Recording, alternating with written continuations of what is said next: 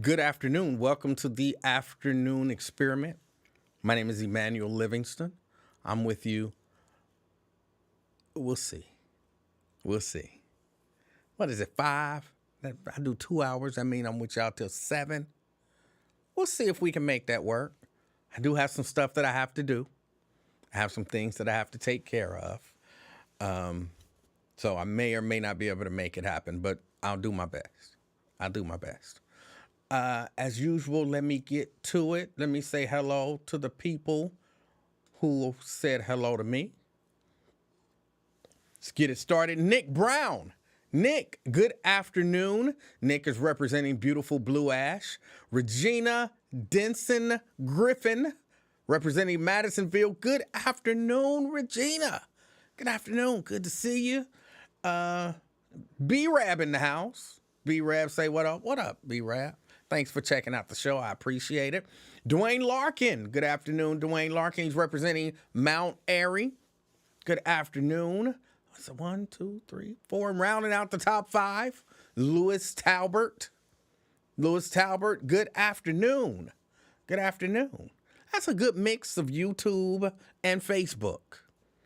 A good mix. 3 YouTubers, 2 Facebookers. Round out the top 5. All right, you can't beat that.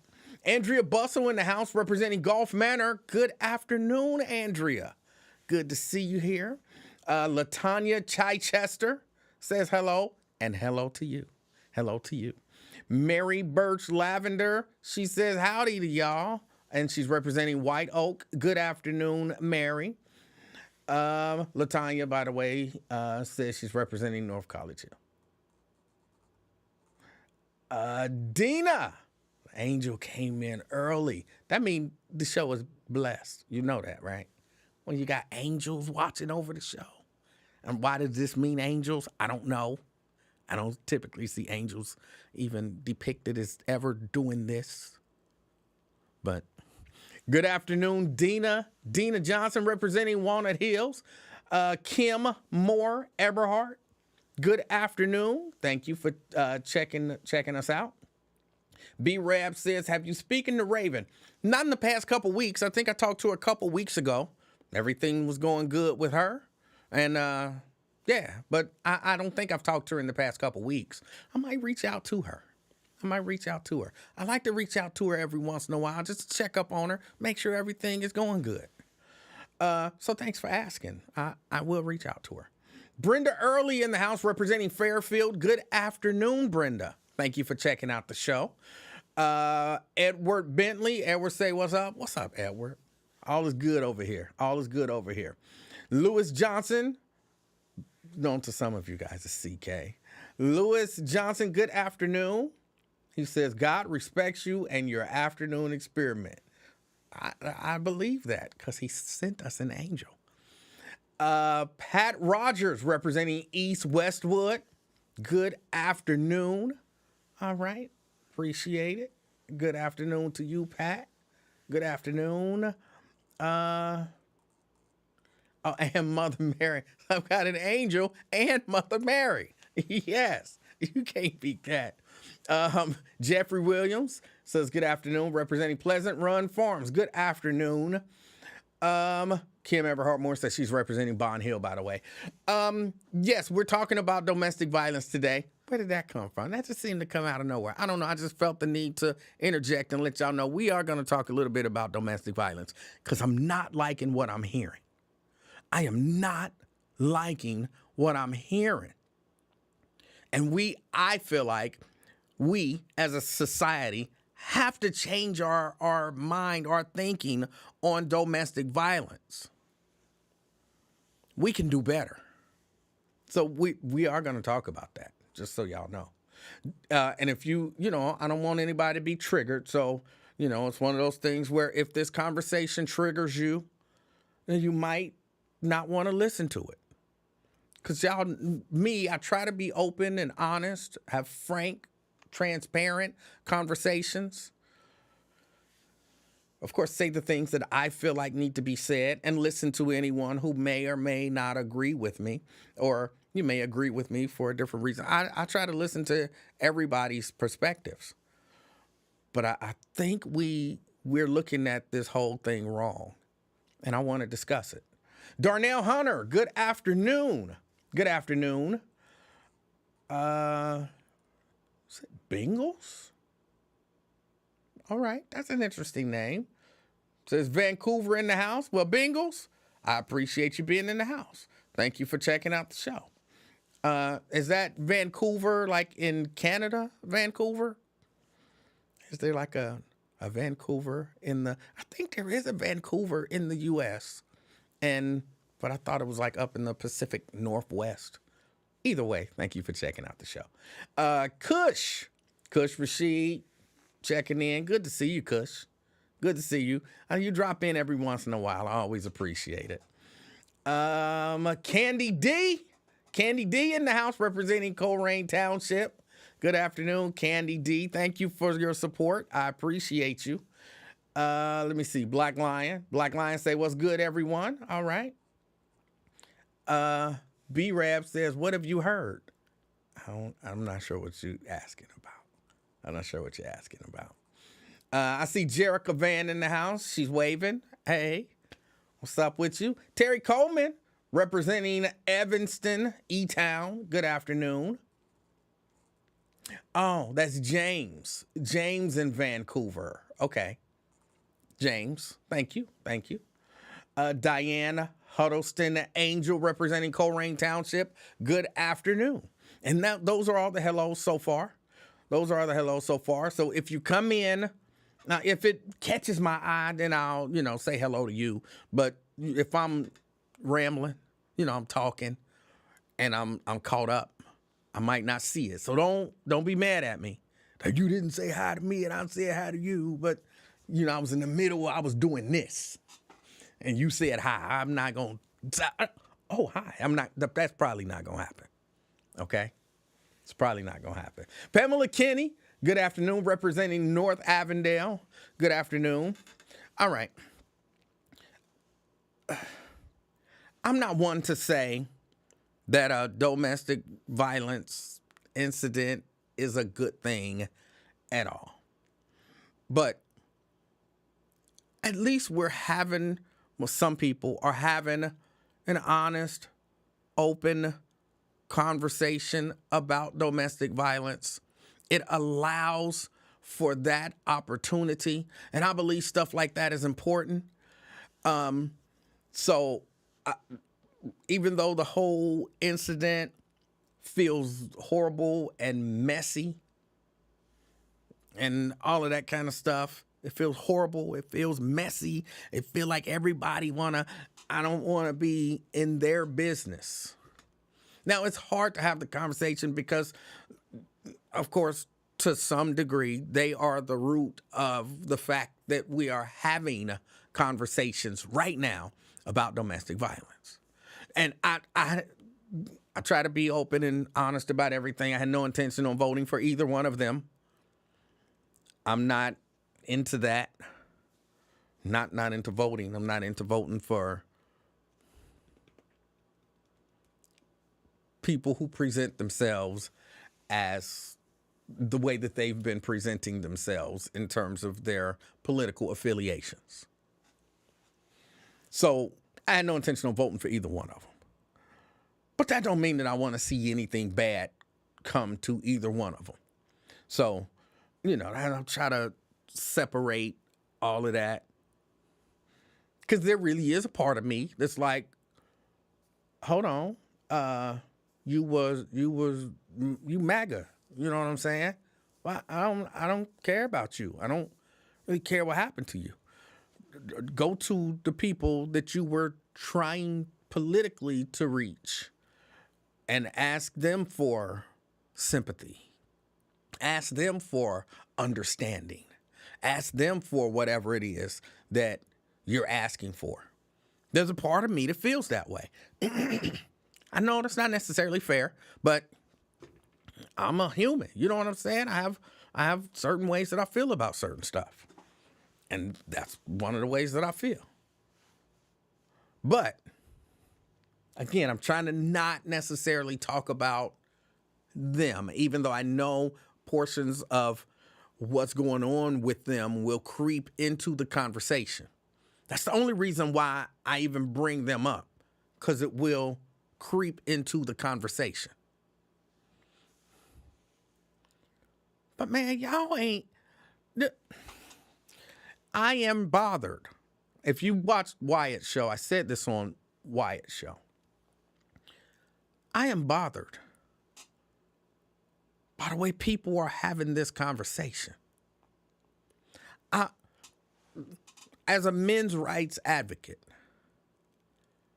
it bothers me that the conversation surrounding a man calling the police as a victim of domestic violence is automatically the bad guy, even if he is a bad guy.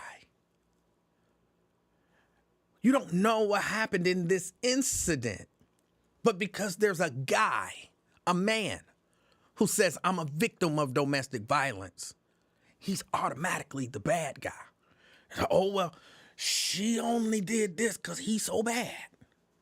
She probably did this because she had enough, which may or may not be true.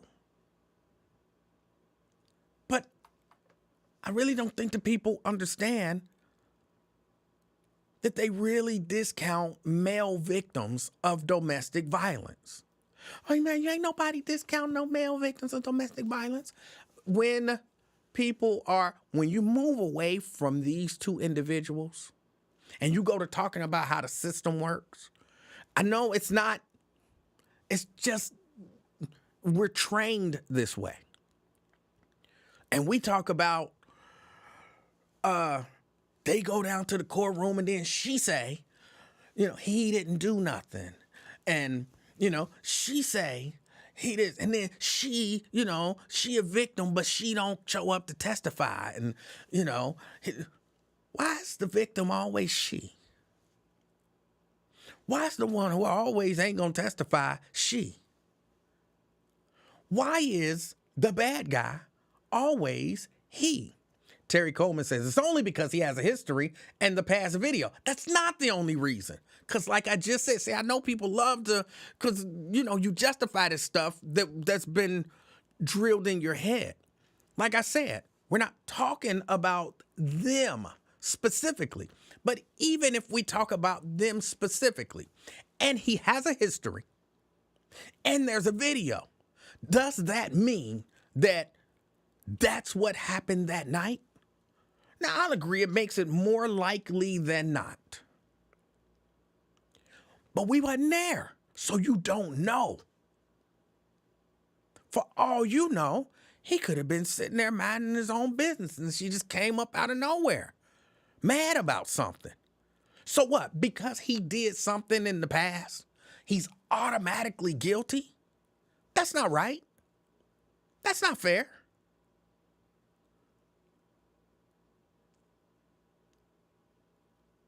So, but that's been poured into your head. He's the bad guy. He's a woman beater. People need to get help. A woman beater need help. A woman beater can't be fixed. A woman beater this, a woman beater that. I don't ever hear y'all say a man beater. Why? As if women can't be man beaters.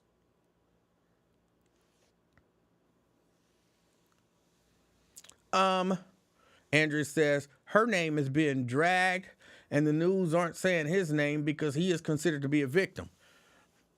Well, I'm not sure that her name is being dragged. It's just being reported what was reported. The news is being reported. But I'm not talking about the news. I'm talking about y'all. I'm talking about the people having the conversations.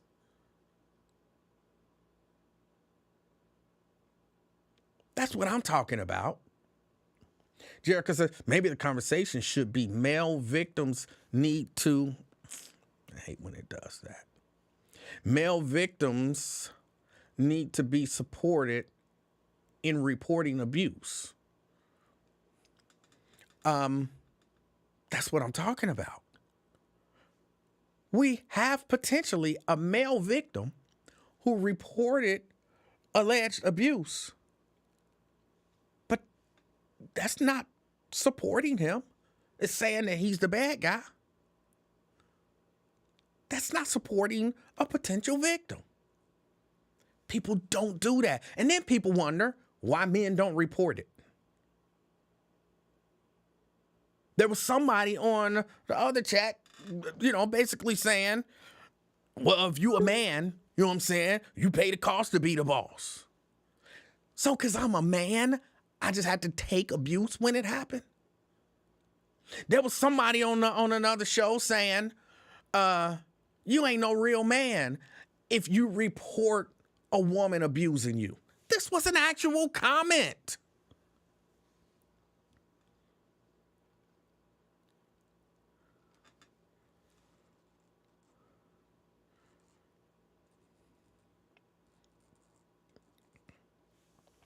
Jericho says, well, when there's a pattern of behavior, sir, but you don't know the pattern.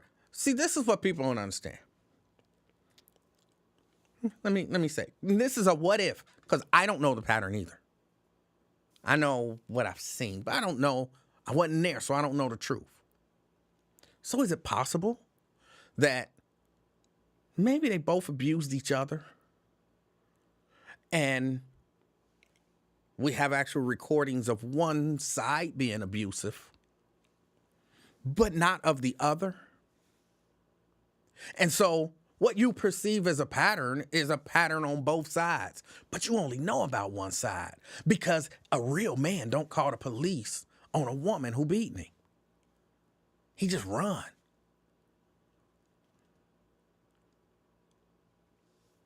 I'm not making that up. That was said in one of the chats today.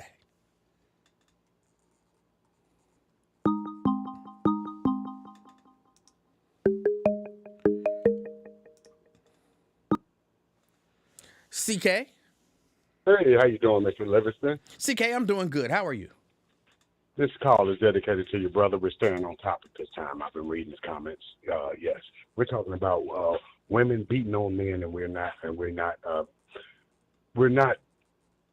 reporting it. We're not reporting because I'm a victim of domestic violence from women, and I've been stabbed, I've been punched, and I don't call or report it because of the reasons the reasons you said on your program. I don't call. Look, and I'm getting, even as we're having this conversation, people are trying to boil this down to Kevin. And even if Kevin said that he was an abuser, because think about this. Think about it. I'm going to draw a parallel. It's not a perfect parallel. But here's what y'all saying. Somebody who exhibits bad behavior can't now be a victim. So what are you telling me? A prostitute can't be raped? You telling me a whore can't be raped? What she says that has sex with all kind of people. But what if she said no that day? What if she said no that night? You saying she was violated, she has that happened to her, she was violated. A history of bad behavior that she can't be a victim? Of course not. If I suggested that, man, everybody in here would be ready to take my head off. But it's okay to suggest that because a man may have a history of violence, he can't be a victim of violence. Yes. That is okay. horrible. Listen, sir. That's just like if you go to prison for rape, people expectations are for you to get raped in prison. See? So that's the form of, I think this is what the predators put in their mind when they commit these crimes. Be like, oh, well, she's a prostitute. Well, she giving it to everybody. I think that's how they justify doing the crimes that they do, sir. Because of things like what you just said. I think they justify like, well, she's out there. But as a man, I am not an abuser. I do not beat on women. I have been beaten. I have been stabbed. I have never reported a woman because of the snitch myth and because of, like you said, the manhood thing. You know what I mean? I don't want to be, asking for help from the law about my domestic violence. You see what I mean? I understand what you're saying, and believe it or not, there's a lot of men suffer acts of domestic violence and just take it Yes. because you're not a real man if you report it. And people act like people don't manipulate the system. Like, for real, if you beating on me, hitting on me, you know, oh, well, you a man, you should be, she ain't really able to hurt you and all of that kind of stuff.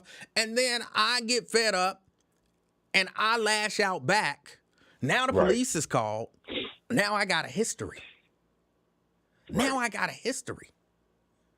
But I put up with it over and over and over because of the way y'all treat men who are victims, the way y'all dismiss men who are victims, the way y'all discount men who are victims.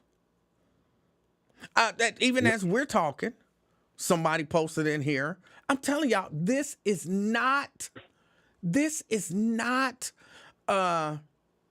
something I'm making up. He should have had his own spot.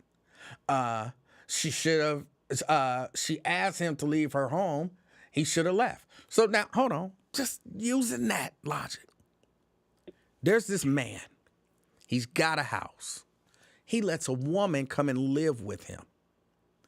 And he beats her. And me as a man, I say, well, she should have had her own spot. Maybe at some point he asked her to leave and she didn't leave. Maybe she should have left. You're suggesting she brought it on herself by needing help, by staying there because there's an uneven power dynamic, that she's at fault because that man beat her. See, if the situation with some of the stuff that y'all are saying, it's really frustrating me. Some of the stuff that y'all saying, you would never say if the situation were reversed. And you don't even realize that you're doing it. That's because black men are hated more than anything on the planet. I want you to understand. You think anybody in the comment section gives a damn about me getting stabbed by a woman? Do you think anybody in the comment section care about me getting punched in my face? But if it was one of them women saying this, they laughing at me, sir. They laughing. This is what's wrong with America. It's hypocritical. So understand, they don't give a fuck about me getting stabbed. Now, what if I stab? A brother came on here and said, I stabbed my baby mama in the neck. Now you would get the emotions. So make it clear. Nobody gives a damn about a black man, including they women. All right, CK. What's your thoughts? What's your thoughts? I agree with you. You don't. Sadly. So do you care about me getting stabbed in my neck by a woman? Of course I care. That's horrible if that happened. It happened on Halloween about 6 years ago. Luckily, I survived. But this is a real problem we're talking about. I tell you, when I talk about these subjects, I've been through it. I ain't just talking about something that I'm watching. I'm talking right now, a broad that I'm not messing with. She keep threatening me. I'm going to just come over there. Why do you want to come over here? Because I can. This is domestic violence. This is where it starts. So you got to understand, people cannot, they don't want to let go, Livingston. Some people don't want to let go of you, sir. Do you understand that? I do. And I'm called. This is a real subject. Your brother got on me for not sticking to the topic. Now let's see if he's going to say, well, damn, because he don't never say nothing positive. And I didn't say bless your brother family a million times. I told him about his daughter blessed him, and all he do is get on your platform and complain about me, a guy that prays for his family. So remember, it ain't just women that abuse us. We get abused by our own people. Because I prayed for your brother's family, and he must be annoyed by my phone calls. But that's the only thing he has to say to address me. I didn't spoke directly to him. He has nothing but negativity to say. But then he could on here and say how much he looks out for black folks. Okay, well, damn. How about an appreciation of the brother that's praying for your family? If you don't want to complain, yeah, yes, sir. All This right. is what we go through. Mental health, sir. Mental health. Mental Nathan health. Livingston, Emanuel Livingston. It's all love. It's all love. Yes, sir. All right. Thank you, brother. All right. That was CK. He made some good points. He made some good points. He do go a little over the top on stuff. Why did I need to know it was Halloween when she did it? How does that have a bearing on the facts? You know what I'm saying? Oh boy. Okay. But if it happened, it don't matter if he had on a costume or not. See what I'm saying? Y'all always make it light of stuff when it's a man. If that was a woman who called in and said that her man beat her on Halloween, y'all wouldn't be talking about, did you have on a costume? It's scary. And maybe that's why see, y'all wrong.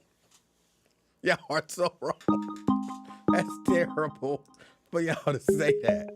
Oh, that is horrible. Oh, boy.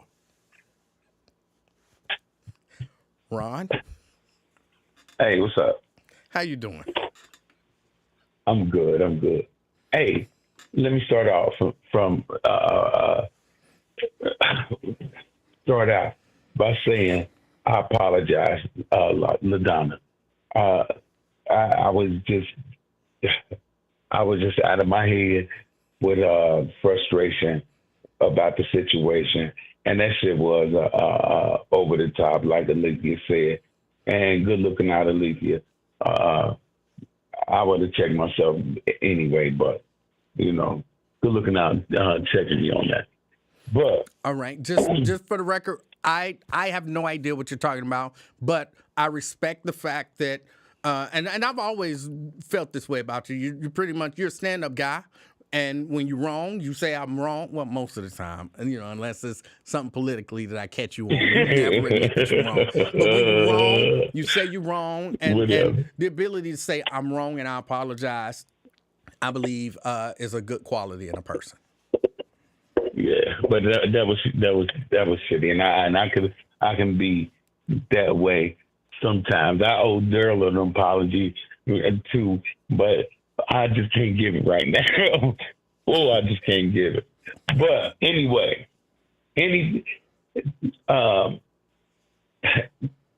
it's really curious how they game that in the news media and on Lincoln's show, and how everybody gaming it for real in general, and ain't nobody looking at the politics of the situation now.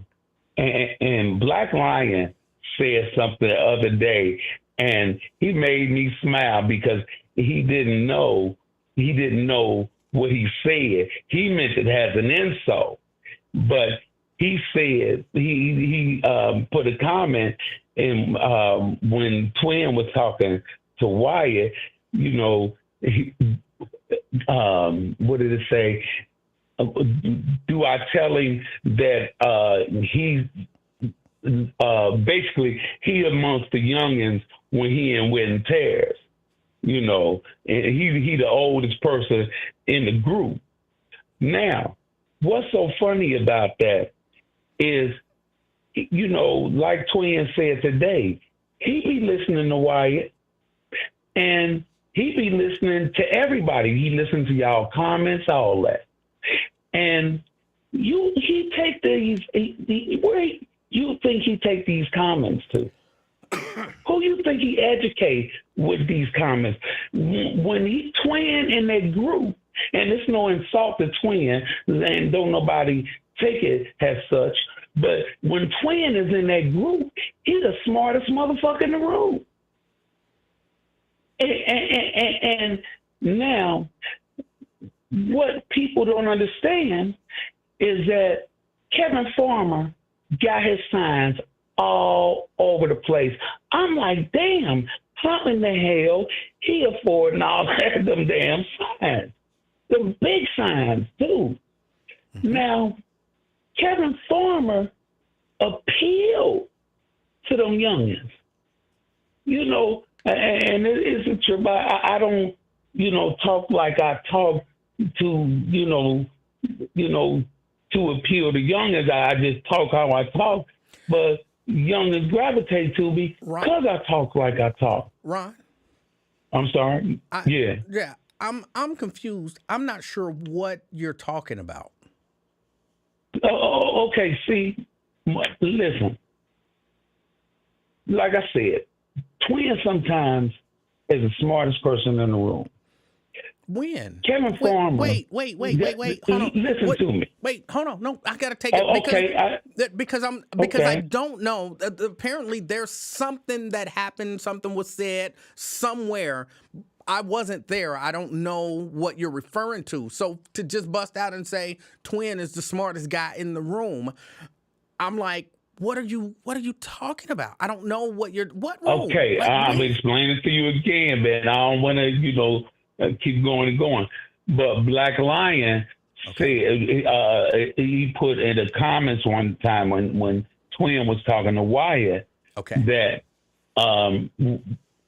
I should tell Wyatt that Twin be talking to all those the young people, or now he meant it as an insult, like he be around all those young people. But that's what I'm saying. When Twin is amongst those young people, those people don't know nothing about politics. The motherfuckers don't know nothing about politics. The only politics they gonna know is talking to Twin, because like I said, and it's no insult to Twin, when Twin is amongst those young people, he the smartest motherfucker in the room. Okay, so I think I get it. We are having a side conversation that has nothing to do with what we were actually talking about. And you're saying at some point on Wyatt's show, Black Lion insulted Twin, basically maybe said he wasn't the smartest of people, and maybe that's why he surrounds himself with young people. And you're saying maybe one of the reasons why he does that is because in those cases, that makes him the smartest person in the room. No, he tell us all the time that he be talking to young. He tell us all the time. People don't be listening, but he tell us all the time.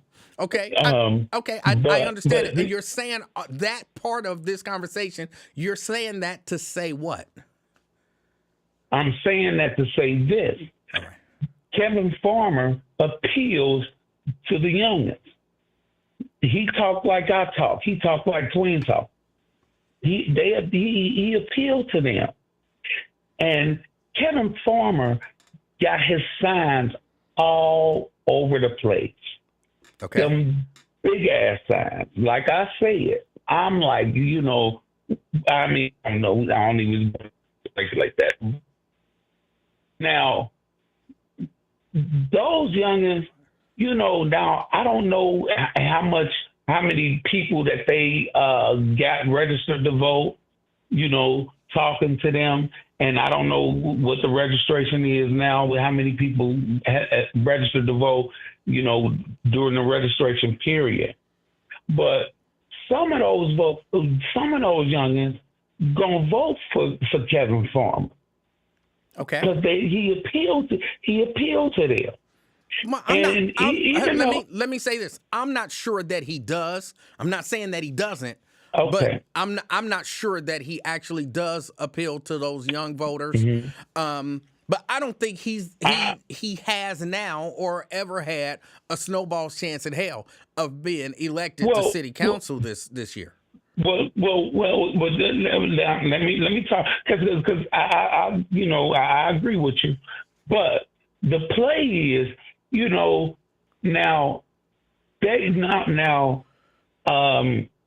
Liz Keating, if she don't get on council, she's running against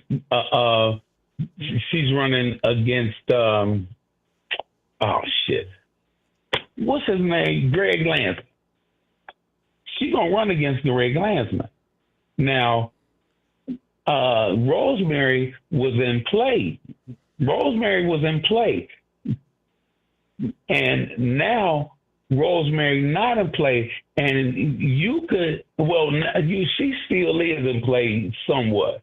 It just depends upon how how they maneuver. But if when Rosemary got arrested, first of all, they didn't find no gun. I don't agree with Wyatt. They didn't find no gun, and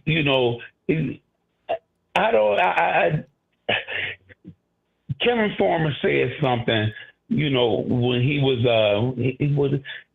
talking to Wyatt, and he was talking about when he called the police. He was talking to whoever was talking to. He sounded like he said she was asleep. It sounded like he was going to say she was asleep, and then didn't say it. But I don't think they should have arrested Rosemary, or I don't think they should have arrested her. But when they arrested her, she didn't have no record or nothing. They didn't give her an OR bond, and then they put her on the box immediately. Okay, that didn't make no sense. Why? What it does is give Landsman a chance, because Greg Landsman lied. Well, he didn't just lie. What? How is Greg Landsman have anything? Wait a minute. You're not floating the idea that this was all a setup to get Greg Landsman elected, are you? No. Okay. I'm saying because of the situation, it makes her look bad. But she's still in play. But it gives Greg Landsman. She never had a snowball's chance in hell either. They was two melted piles of water. Neither one of them had a snowball's chance in hell getting elected. Okay. So what if Greg Landsman? Why are you bringing up Greg? Why are you bringing up Greg Landsman? Because I'm talking about politics, and it's just my speculation. But again, Rosemary didn't have no record. She runs a business. She don't just run just a babysitting business. What? They knew this, and they didn't give her an OR bond, and then put her on a box. It doesn't make sense. I think if there's an hold on. Let's wait, Ron. Okay. Wait, let me say this.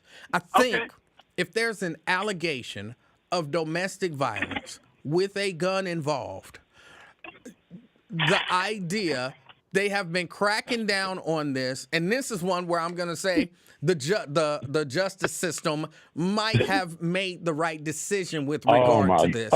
Because hold on. Well, wait, Ron, let me get it out. Can I get it? Okay. Yeah. Take Rosemary and Kevin out of it, which for whatever reason a lot of y'all can't seem to do.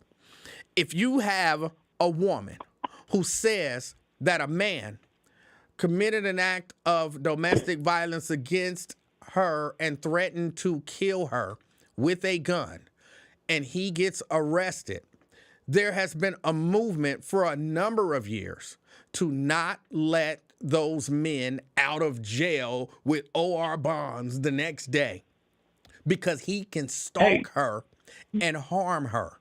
And everybody, for whatever reason, everybody understands, yeah, that big bad man with a gun threatened her. He can't just get out of jail the next day with an OR bond. Make him post bond and strap something to his ankle so that he can't go stalk that woman. But when it happens in reverse and it's a woman who's accused of the same thing, then, oh my goodness, she should have had an OR bond. And why is she on the box? No, she shouldn't be on the box. They are supposed to, and in this case, I'm going to say they got it right. They're supposed to apply the same standard to a woman as they would to a man. And so how come she ain't still on the box? What? How come she ain't still on the box? How come she ain't? Maybe somebody looked at it. They look at the situation and they're supposed to take all of this stuff on a case by case basis. But initially, you don't just say, "Oh, it's a woman. Let her go home." I didn't say no. We didn't say male or female. But you know, hey, that's your opinion. Now I'm saying. From a political end, you know how you be looking up stuff. Look up House Bill 876. What does House Bill 867 have to do with domestic violence? Because it's a House bill that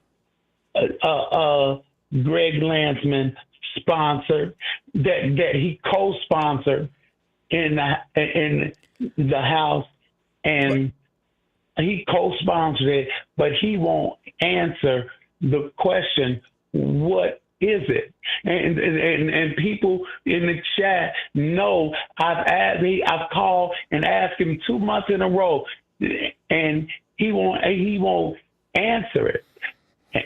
And it's significant, and you know, maybe, just maybe, okay, maybe if people find out what that bill is and does, really, people, you know, might have second thoughts about vote for him. And you know, that was insurance as to whose vote that was insurance for him with that situation with Rosemary and Kevin. It really was. It was a gift. It was a gift, and you know, gifts are given during in a political situation. I'm just saying, if you know, they'd clown me and all that other little shit and talk bad, you know, about me and my political situation or political affiliation. Well, but. I really just try to bring the truth and make you aware. And I'm sorry, go ahead. Make it all somehow a conspiracy to get Landsman elected. It's some no, weird, I didn't say no conspiracy. Just because you didn't say the word, no conspiracy. You didn't say the word conspiracy. I said a gift. But you're describing a conspiracy. No, I said a gift. I said a gift. That would be a conspiracy, bro. You're just because you don't say the word conspiracy doesn't mean that you're not alluding to the fact that this was a conspiracy. I'm not alluding to that. I said it was a gift. No, I said it was a gift because of the House bill that Landsman co-sponsor, that he won't answer the question on Lincoln's show that. But what in the hell does that have to do with what's going on with Rosemary? If you, I don't know how to explain it to you. Because I it thank you, don't. That's Emmanuel, why. for your That's time. why it is difficult to I explain thank it you. because it I doesn't thank you for make your time. sense. Oh my goodness. I understand what he's saying, but yeah, you're trying to make it a conspiracy.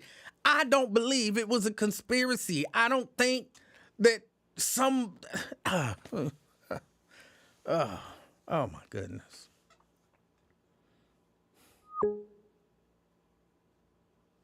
Not a conspiracy.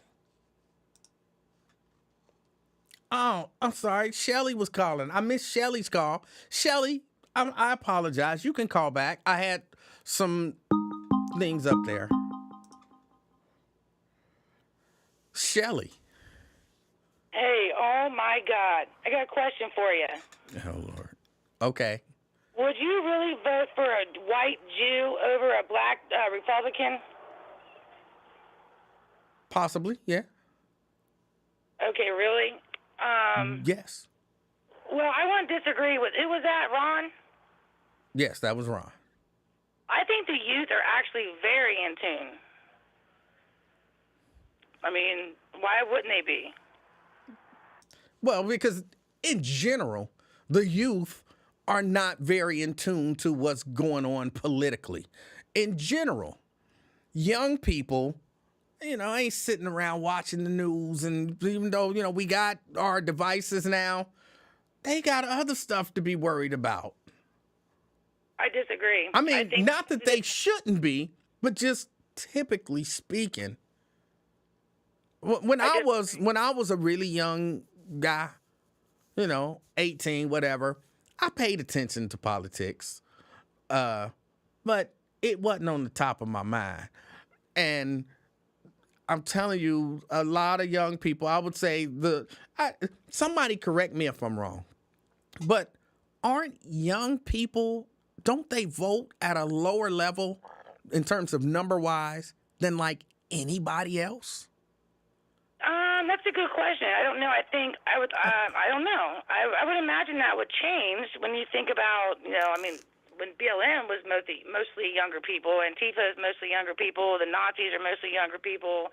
I think with the COVID kids are now of voting age. You figure if you were anywhere between middle school and 12th grade during COVID, you're old enough to vote now.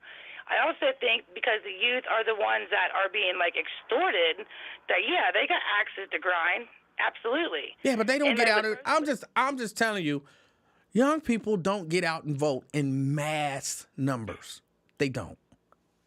No, but maybe they don't vote in mass numbers, but I do think that they talk, right? I do think that they talk amongst themselves. I mean, I've been paying attention since I was in high school because they started coming after us. As soon as they started opening up the juvenile detention centers, we started paying attention. We had mock elections in middle school with Ross Perot, and then we did it and whatever later on. A lot of us, got expelled from school, or, license crap, blah, blah, blah, blah, blah. Right? Remember when Ohio started putting 2 points on your license when you dropped out of high school? No, because I never considered dropping out of high school. Oh, okay. Well, yeah, they did that in 1996 or something like that. And then 97 was when they changed all the driving laws to where if you didn't pay a ticket, they would suspend your license. That's when all the lines started getting long. Okay, but I always pay attention to the kids, but there's these videos on YouTube, and they go to each neighborhood. I'm going to say hood, okay? We'll go to each neighborhood. They go to Avondale, over the Rhine, Moosewood. Where else they go? Price Hill. Hold on. Shelly, just before you continue, and I'm going to let you continue. What in the hell are we talking about? The youth paying attention to politics because in these videos they talk about it. They say we got too many programs in Cincinnati. There's plenty of food. Ain't nobody going hungry, right? That's the kind of stuff that they talk about. I can't say that there aren't some young people saying that. I be around young people, and I've yet to hear a single one of them say that. They talk about in the videos, and I always talk to youth, and okay, so. Oh, my God. Okay, fine. I'm just saying, I think that you pay attention because they're the ones that are the victims of everything that's going on. Get this. So a friend of mine has an 18-year-old daughter, right? And the 18-year-old daughter has an 18-year-old friend. The 18-year-old friend has a baby. The baby's almost 2, right? She's in the system. guess who the baby's dad is? Ross Perot. The foster parent, the foster dad of the home she was in. Oh, Lord. Yeah. Like this stuff, like all these missing kids and stuff, I think the youth, I'm just saying, I think the youth are paying attention. And Rosemary has I've looked up her nonprofit. She gets like $6 million a year to help 4 kids graduate. But she's working with the youth, so wouldn't you think all those people she helped would be on her side? Not necessarily. Well, that's a good point. That's true. I mean, why have guns if you can't use them? Wasn't she in her own house? Wouldn't the youth be like, hey, look at her, she's a baddie? I mean, like... I don't, in all honesty, I don't know what we're talking about. I have no idea what we're talking about. The youth, right? The phone call that I just was listening to, talking about Rosemary versus Farmer, and then Greg Landsman, the Jew, and then the youth being involved in what they know. I'm just saying, like, I think a black Republican woman is like perfect. I'm voting for her over a Jew any day. I think the youth are smarter than we give them credit for. That's some racist sounding stuff, just so you know. Huh? Just so you know, that's some racist sounding stuff. Well, why? He is a Jew and she is a black Republican. But if you're voting for people just based on the fact that, oh, she's a black Republican and he's a Jew, like, that's horrible. Like, you don't even care what they believe in. You don't care what their policies are. You're just like, hey, and I believe that a lot of white people vote this way. Well, probably a lot of black people too. But I believe a lot of white people vote this way. Like, hey, there's a black person and there's a white person. I'm definitely not voting for a black person over a white person. Hey, there's a white man and there's a white Jew. I'm not voting for a Jew over a white man. And it's like, whoa, that's kind of racist. That's just relevant to who's on the ballot. Greg Landsman is he's dirty. He's dirty. He's been around forever. He's shiesty. You mean he's been around? He has not been around forever. What does being around forever look like to you? Oh my God, he's been around for 10 years at least. Been around where? Politics. On the scene. Look, Greg goes, oh, I'm not backed by big corporations. Right, because you're backed by big nonprofits. How long has Donald Trump been on the scene? Hell, I don't know. Oh, 30, 40 years? He's been, what did you say? 30, 40 years? So ain't that too long? Oh, I thought we were talking about Cincinnati. Oh, God, I think all the old people need to get out of government. All of them. DeWine, all of them need to go. So you think Trump should get out? Well, yeah, his time's up. Once this term's over, his time's up. Oh, once his term is over. Well, I mean, you can't get out now. He could. No, he very well could. Remember there was this guy, Richard Milhouse Nixon, and he resigned. You can get out. Like, he could get out right now. If you feel like 10 years is too long to just be around politics, you gotta feel like Donald Trump's life, he's been around it too long, so he should just step down right now. I'm talking local politics. The city's a mess. Oh. If we got, why do we have asphalt for speed humps, but we don't have asphalt for potholes? If you've been around for any amount of years on city council, and you're putting speed humps next to potholes, it's time to go. All right. And the speed humps alone will make me vote for a black lady Republican over a white Jew or any of them. ABTAB can go. That's racist. The clerk can go. The treasurer can go. All of them need to go. All right. Thank you. All right. Bye. Okay, we were talking about domestic violence because I don't even know what that Ron came in with that departure and then she piggybacked on it. And to some degree, neither of them had really anything to do with what we were talking about. And just so that I can reset, what I'm trying to get y'all to understand, the conversation that I'm trying to have, is the fact that, hey,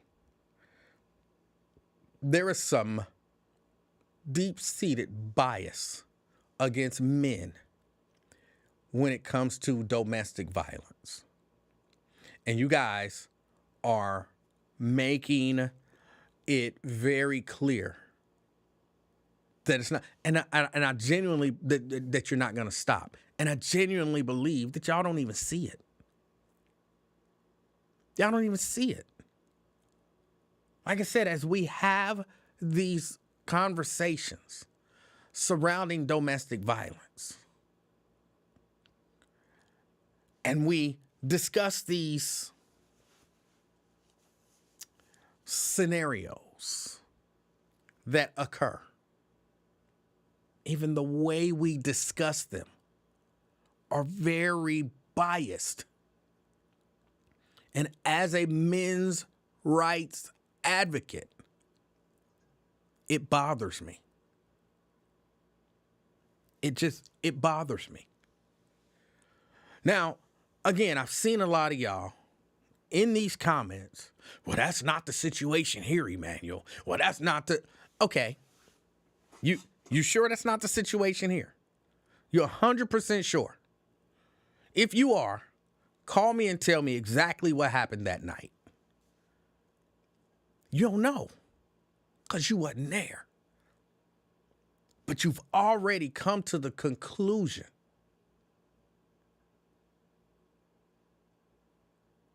the man had to be wrong. And if the situation were reversed, you wouldn't have never come to that conclusion. Ronald says, we see it, really, or literally. Oh, no, we see it, really. But again, it's black and white. So call in and tell me what happened, Ronald. Ronald Dixon, he's been on this thing. Ronald, call in and tell me exactly what happened that night. Tell me what was said and what was done. See, it's not, unless you know that, it's not black and white. So is that what you're telling me, Ronald Dixon? You know exactly what happened. You was peeking through the window, had a glass with your ear up to it. You know what was said and what was done.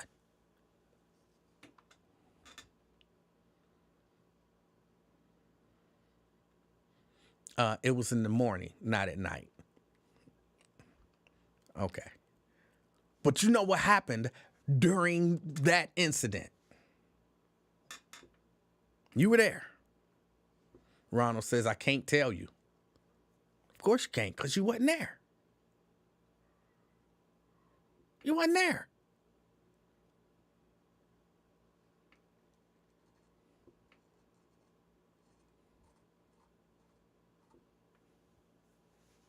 So we don't know.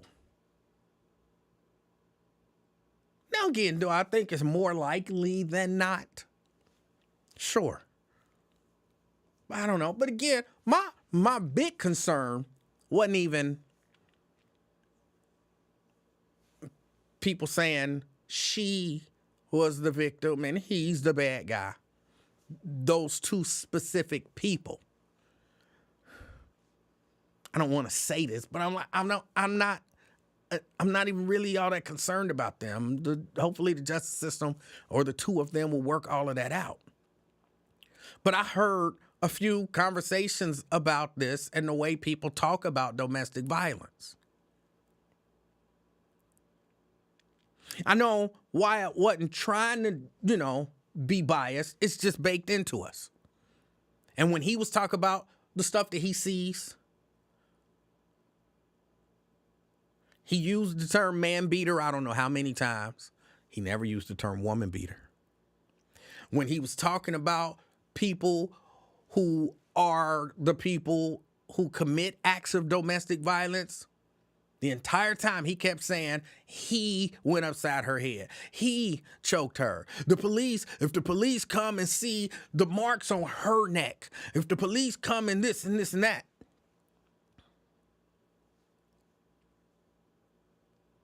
It was never, she's the victim. And he said, I don't want to press charges. He always taking her back. That was never the conversation. And that paints it as if only men commit acts of domestic violence. Only women don't follow through and press charges.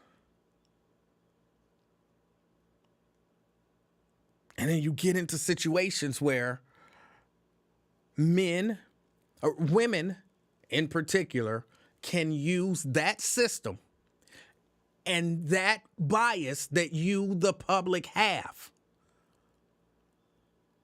as a weapon. And y'all know why I'm sensitive about this. I experienced it as a totally innocent person. I experienced the system and people's biases be used. And I'm sitting there, and it's because I'm the man. I'm the bad guy. He's the man. He got to be the bad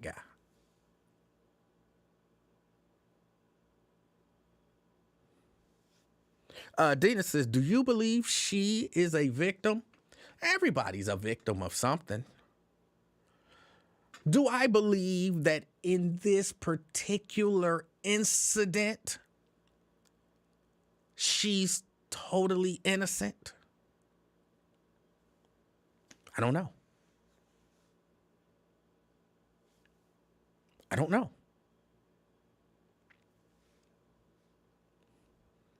Because again, just because someone has been a victim or has been the aggressor in a situation in the past doesn't mean every time a situation arises, they keep those same two roles. It doesn't.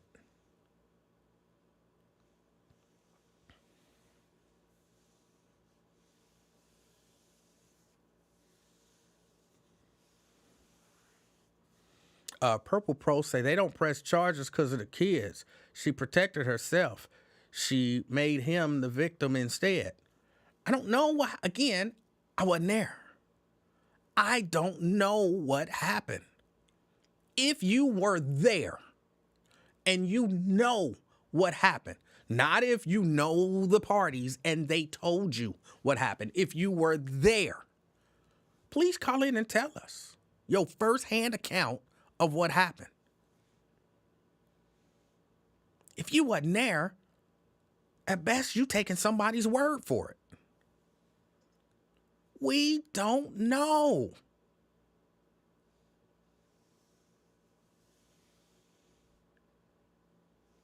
And it don't bother me, the idea that, I looked at a video and the show looked like he was choking her to me and blah, blah, blah.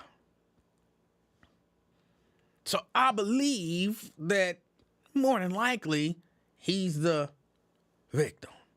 That he's the aggressor. That's fine. But y'all, if somebody mentioned that she could be the aggressor, it's 111,000 excuses for why that's impossible. Janice, they never found a gun. And, hold on. So if Mrs. Livingston called the police tonight and say Emanuel had a gun, and I know she called the police, so I ditched the gun before the police get there, do that mean I never had a gun? Now they gonna take that serious. They're gonna take that serious. You think they just say, well, he's not holding a gun right now, so nothing happened. See y'all later.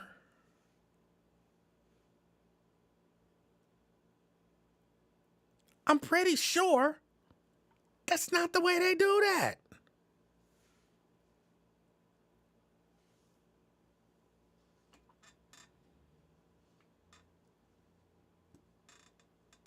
Terry says, so if he admit, no, she didn't pull out a gun, we just had an argument, would you believe him? I don't know. Look. Okay, let me ask you this. I'll return your question with a question. So do you believe every time a woman shows up in court and says, he didn't hit me, we just had an argument, do you believe her that she didn't hit him? That he didn't hit her? See, again, we want to look at it. We can accept that female victims of domestic violence might lie to get the abuser out of trouble. But we can't accept that a male victim of domestic violence might lie to get the female abuser out of trouble.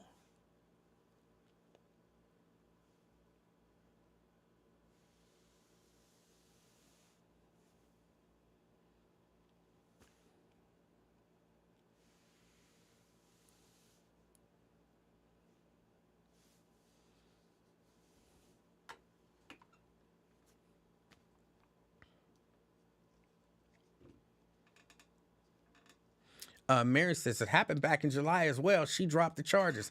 Again, I don't know what happened in July. You don't know what happened in July. Oh, this is so frustrating to have to do this over and over and over again because y'all can't accept that men and women can both be perpetrators of violence and victims of violence. Like either one of them can be either. Is it possible? I'm just asking, is it possible that what you say happened in July and she dropped the charges? Is it possible that she was the aggressor in July, but she called the police and then she dropped the charges? And when it came up again, he said, well, this time I'm not getting locked up. I'm going to call the police first. Because people know how to use and manipulate the system. I'm not saying that she did. I'm not saying that he did. I'm saying you don't know. But you refuse to even think that it's possible that she could be.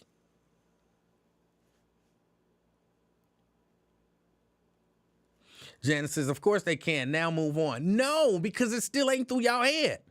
The fact that you want me to move on because I'm saying that men can be victims of domestic violence and you mad telling me to move on means I need to stay right here.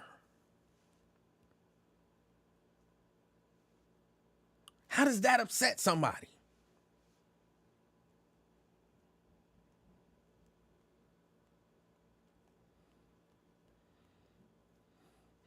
Mary says, you and I don't know. I'm giving you what the media is giving us.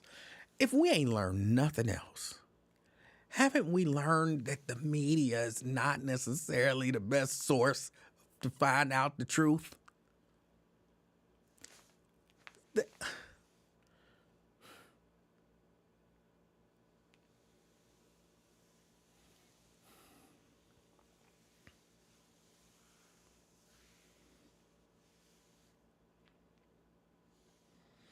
Sierra says, no one said men can't be victims. Well, if you're not saying, because again, it's like Ron saying, I didn't say conspiracy, but you described a conspiracy. You didn't say men can't be victims. You just saw an incident where it's possible that a male was a victim, but you dismissed that possibility. And if you see an incident where it's possible that a male was a victim and you completely dismiss that that's even possible, you're kind of saying men can't be victims.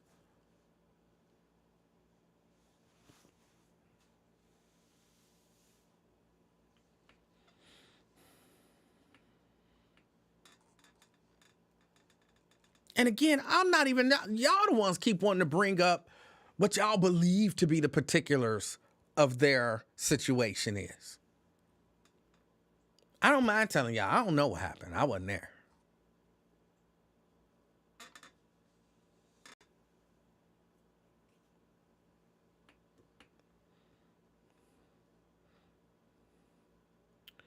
Mary says, you don't know.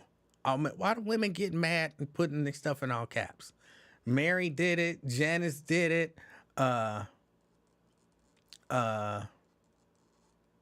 Sierra did it. Y'all, why y'all hollering? Why y'all hollering at me? Why are y'all getting mad?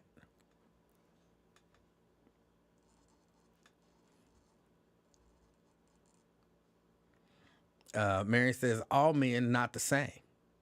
They showed that dang assault report.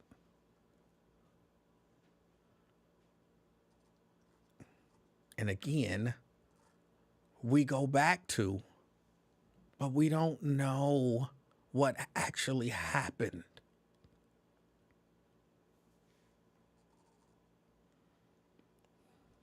And Mary yelling at me again, because you don't know. Right, neither do you.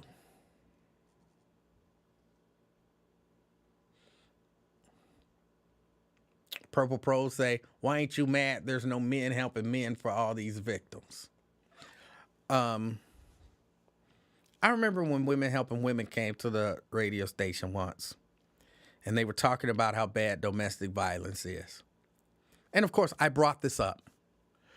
And one of the women from Women Helping Women brought up the fact that they acknowledge that domestic violence happens against men.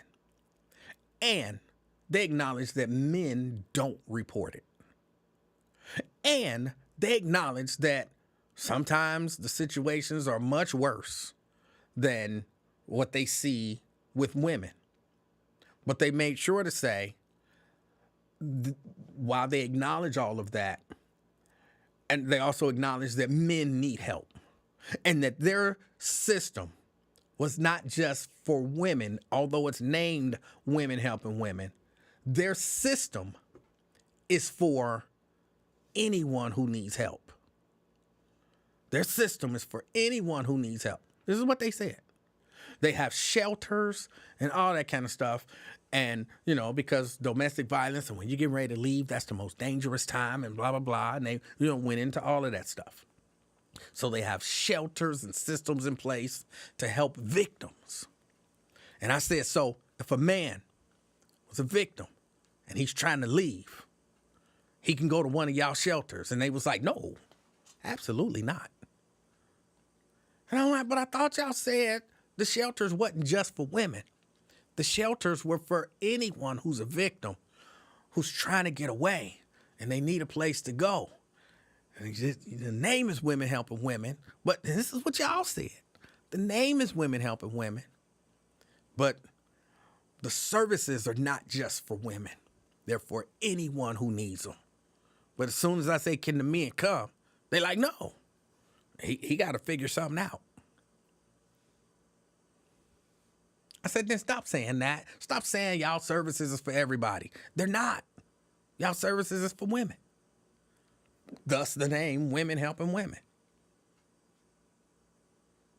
And then all of the stuff that they had said before, I promise y'all this happened live on air. All the stuff that they had said before about how men are victims and some of their situations are worse than women's situations and blah, blah, blah. They said, well, but men don't usually need our help because they don't suffer from domestic violence at the rates that women do. But you just said they do. And they don't report it because of the stigma. And they need help. But then when you get called out on, then why don't you help men too? You say, well, no, it's not as bad for men as it is for women. That I promise y'all, it was on Sister Speak. You can, I don't know if there's a way for y'all to find it, but if y'all find it, y'all know I ain't lying. This is a thing in our society. Hold on, Janice said, you're beating a dead horse, okay? Men can be abused too. Well, yeah, I'm gonna beat the dead horse. Cause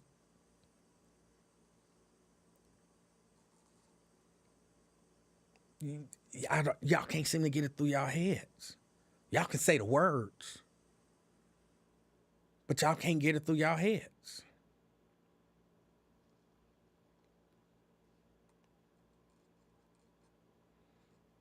Mary says, you are so-called media too, so we should believe your remarks.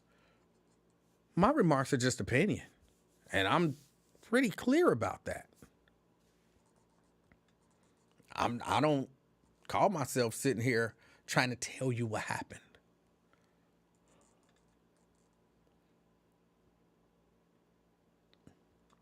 Okay, here we go with the excuse making.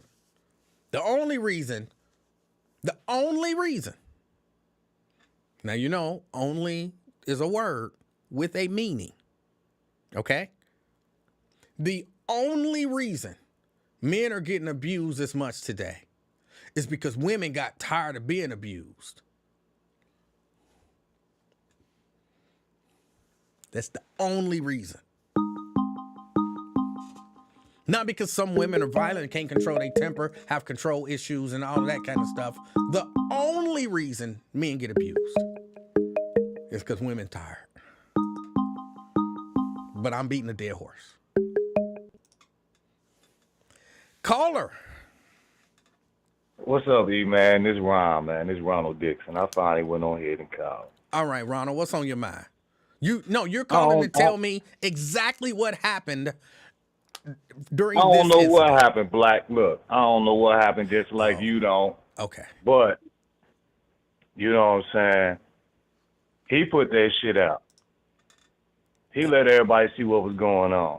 And? You know, whatever was going on, I mean, that's self-incriminating right there. You could have kept that to yourself, and then you don't be smacking up on no woman. Wait. I agree. You don't be smacking up on no woman. And so you're telling me that he put out that during this incident, he was smacking up on her.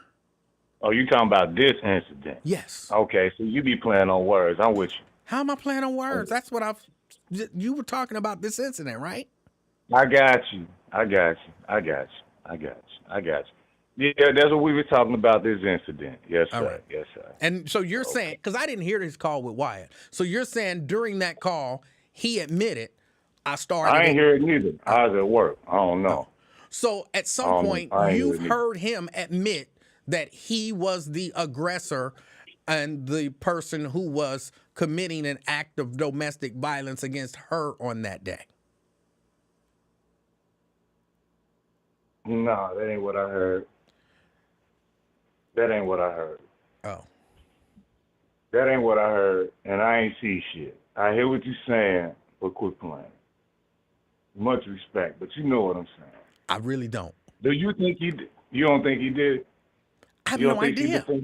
I have no idea. I think it's highly possible that he was violent, but it's also possible that she was violent. That's possible. I done got busted in the head with a phone before. So it's possible. It's possible. You know, but for it all to play out like this, man, it's kind of it's crazy. It's sad. You know what I'm saying? Because some people could get hurt. Now, what if she'd have went on ahead and peeled his cap back? Life would be totally different. Well, everybody would be supporting and celebrating her then. I don't know. Yeah, they would. They would. That's a part of the culture. The culture is women commit acts of violence because they're strong. Men commit acts of violence because they're weak. Check that out. I ain't got no argument, man. I just, you know, it's a fucked up situation. Excuse my French, but that's not French. But I don't necessarily think my conversation is about that situation. That's what I keep trying to tell y'all. Y'all keep wanting to talk about this situation. This situation is just kind of illustrates the problem that I'm discussing. And what is that? I must be missing it. You are. You're missing I'm asking you. Right, and that's what I'm telling you. The fact that before this particular conversation with you and I, it never entered into your mind at any point in time that she could be wrong in any way. Nah, that's not true. That's not true. But I didn't think about it. I hear what the fuck you're saying. I hear what you're saying. I didn't think about it, but I ain't saying, you know, I still think the nigga was wrong. So, you know what I'm saying? I hear what you're saying. But I hear what you're saying too. I hear what you're saying too. I hear what you're saying too. So that's where I stand. Hold on. And you said earlier you were one of the people who I said if a woman hits you, call the police on her and get her locked up. And you was like, oh, no real man do that. I ain't gonna call. I ain't finna. I got sisters and cousins and shit. That is not the And way I that. don't fuck with nobody. I don't bother nobody like that. And I don't be arguing and all that. Jesus. You know what I'm You saying? okay? I shut up. I go home, goddammit. I got my own. I go home. Get in my car. I go home.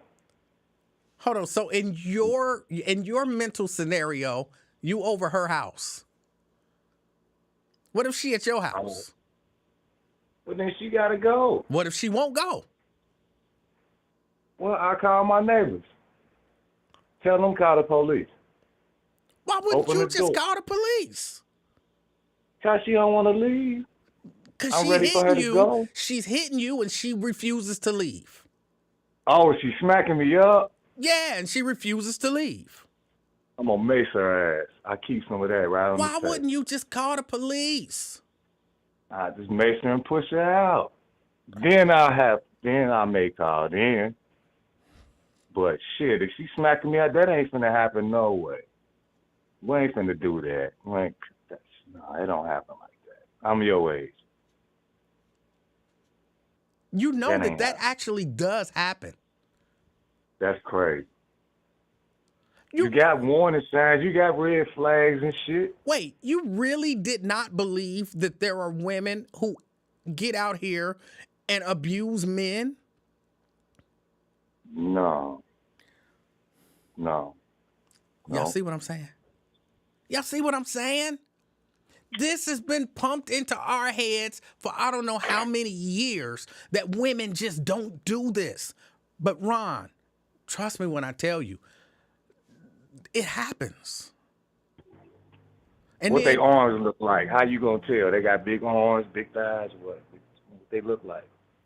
they just look like regular people. They got control issues. They got emotional issues. They got issues. They ain't got mustaches, do they?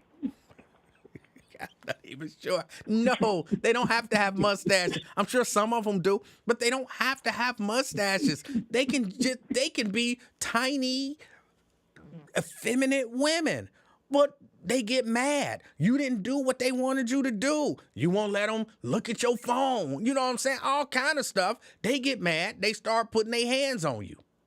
Nah, I'm going home. They like, stop it, You girl. at home. You're at home. I'm rolling up a joint first. That's what I'm gonna do. Tell her to sit there and just chill out. So you creating a bad situation for the next man instead of calling the police, getting her locked up, so maybe she can get the help that she needs.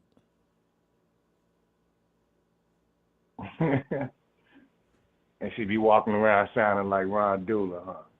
No, I had to take that shot.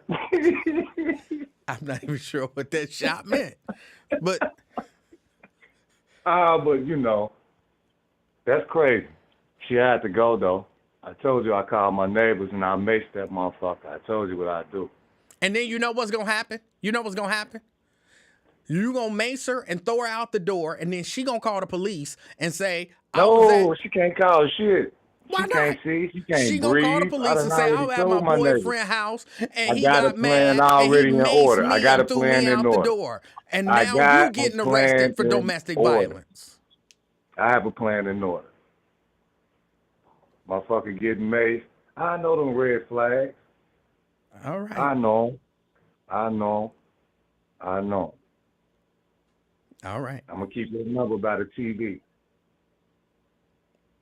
I'll call you from time to time, mate. All right.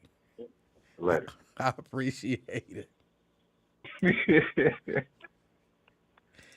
Oh. Yeah. Ron feeling good. Ron is feeling good today.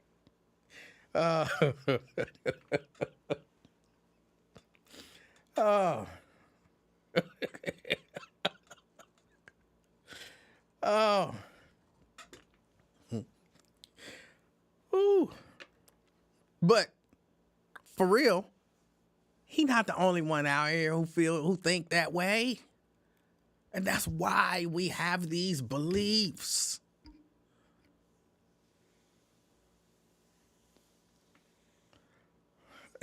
Yes, he is keeping my number by the TV.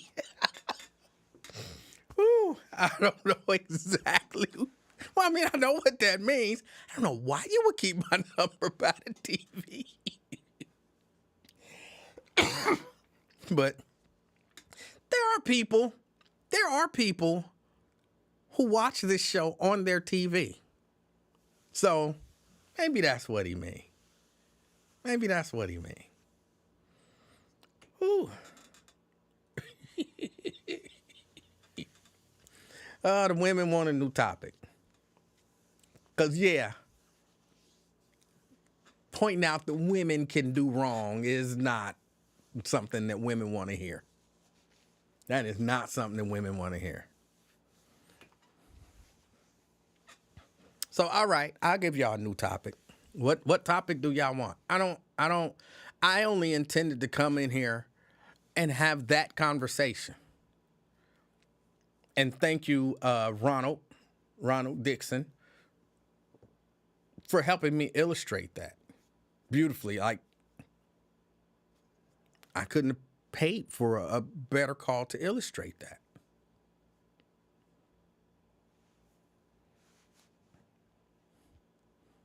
The fact that this stuff happens so often and men many times never even consider calling the police. And then they set themselves up to be the abuser. Oh, and I heard Jerica saying on Wyatt that she thought that Kevin was bragging. She thought Kevin was bragging when he said, I don't have a conviction for domestic violence. I've been arrested a number of times, but I don't have a conviction. I didn't perceive that. I perceived that the same way as when, remember when Ross Freeman, you remember this, when Cat Williams was on, Frank Ski and Wanda show? And Wanda asked him something about going to prison. And he told her, I've never been to prison. And she said, yes, you have. You've been arrested however many times. And he told her jail and prison are the same thing. I've had however many charges and no convictions. That's not I'm a Teflon, don't nothing stick to me type of thing. That's I've been falsely accused a number of times type of thing. That's what I perceived that he was trying to insinuate.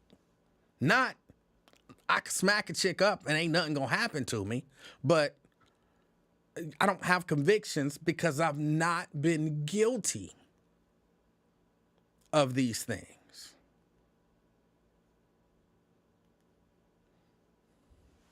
So that's what I perceived him saying. Now, whether or not I believe him is a different story. I definitely don't believe him, but I didn't think that that's what he was saying. I felt like that was, it was Jerica and a few other people who was agreeing with her. Was just trying to kind of pile on, make the situation worse than it was, hype the situation.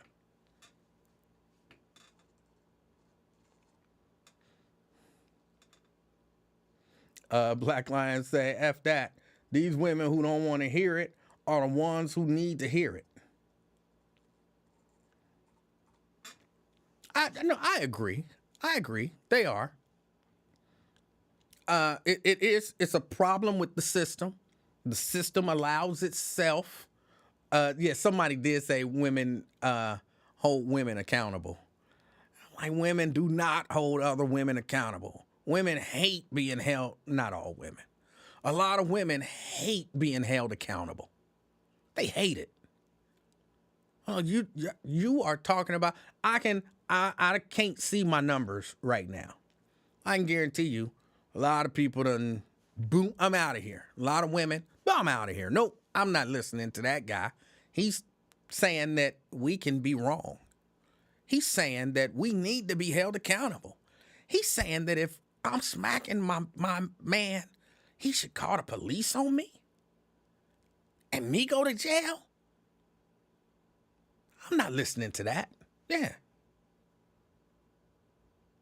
It's a lot of, and they, trust me, they are taught to use and manipulate that system, which is crazy.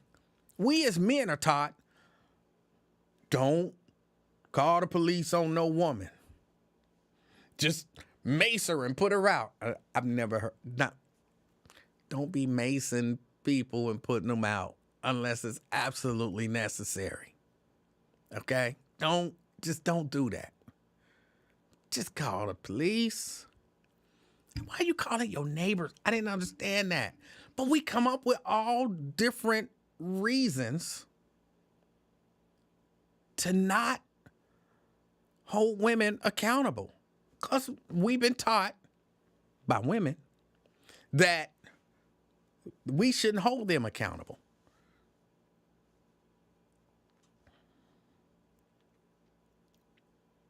Again, I know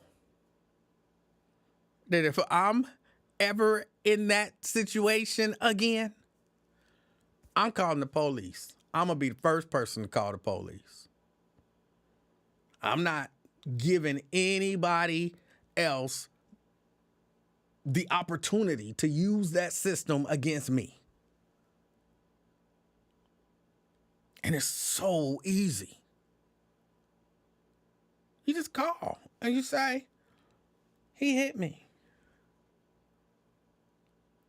And you can do stuff like, yes, there are women who do stuff to themselves because they mad at you.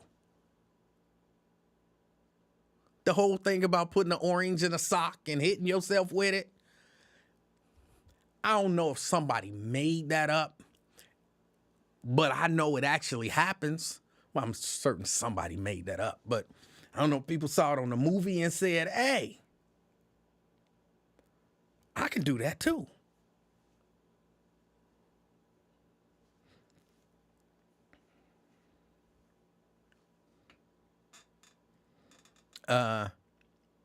John says the police will laugh at you.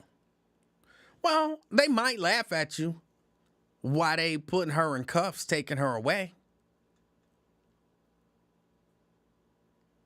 There's been a number of people who have fought for the idea that, no, you got to treat this equally. And there are laws now where, they have to do that.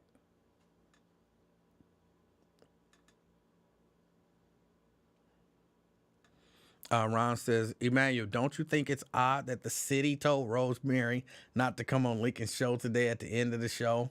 Why won't you answer me? Well, it's the first time I've seen that. It's a lot of comments scrolling by, and I'm talking. I don't think it's odd. I don't think the city said it in the context that you believe that the city said it. Everything ain't a conspiracy. Ron, if you say, hey, I want Lincoln Ware to come and broadcast at my business to drum up business for me.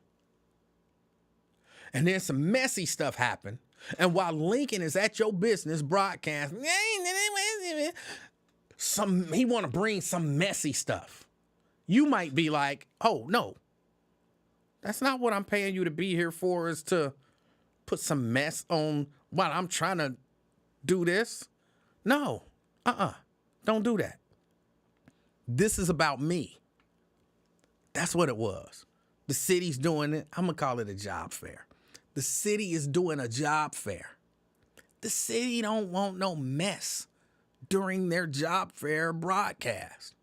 We bringing somebody on talking about domestic violence and this and this and he did this and he running for council and what we supposed to be talking about? Black-owned businesses getting on with the city. No, I don't want that on the broadcast that I paid for. Do that when you get back home. So it wasn't, oh, this is some political conspiracy, and so we don't need her. That wasn't, I'm certain, that wasn't what the city was thinking when whatever representative of the city doing that broadcast said, no. Do that some other time. We don't want that associated with this broadcast about us. So, and if you always, Ron says no. No, yes, Ron. Ron says no. Lincoln was saying that to us. And what context could they have been saying? Don't come on Lincoln's show.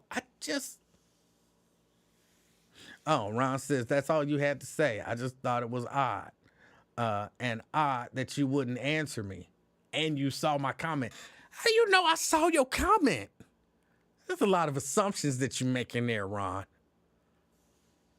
When I saw your comment, I read the comment that I saw and I answered it. Why do y'all always think everything is not a conspiracy? I didn't see the comment. I didn't.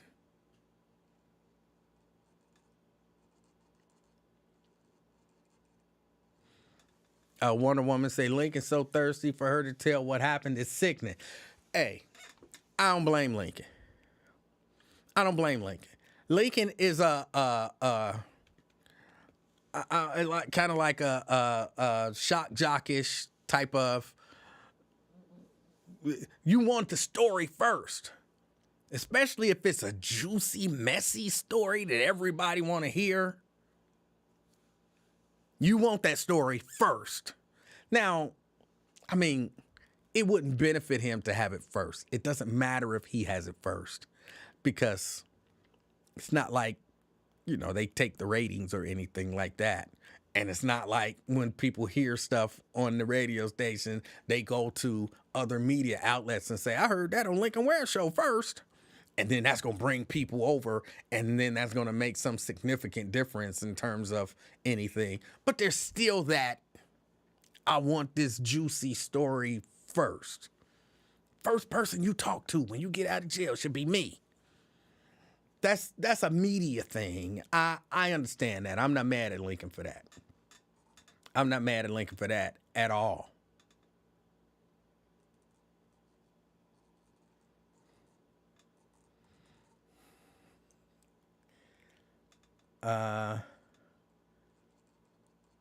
He said, Ron said I did something on purpose and he fell for it. I'm not sure what that means, but I promise. When I saw your comment, I read it. Terry said the numbers was up waiting for her today. And that's just a personal pride thing again. It ain't like they get paid off of the number of people watching. Like, ooh, we got 5,000 people watching, so I get a bonus. It don't work like that. If it worked like that, but it don't work like that. It's a pride thing, I want the story first. That's why you see him talking about, you'll see this story only on Channel 12, exclusively on Channel 5, That's what that is.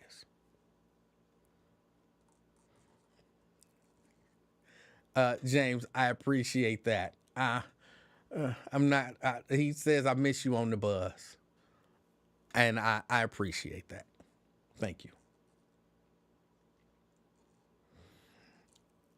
Let me see. He don't deserve her time. She should call 700. They don't care about her.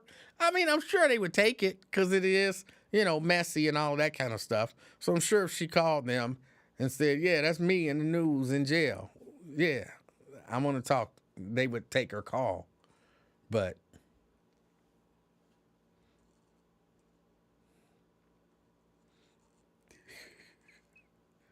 Tree, I was still a week at that too. You could just put her out. Just put her out. Try.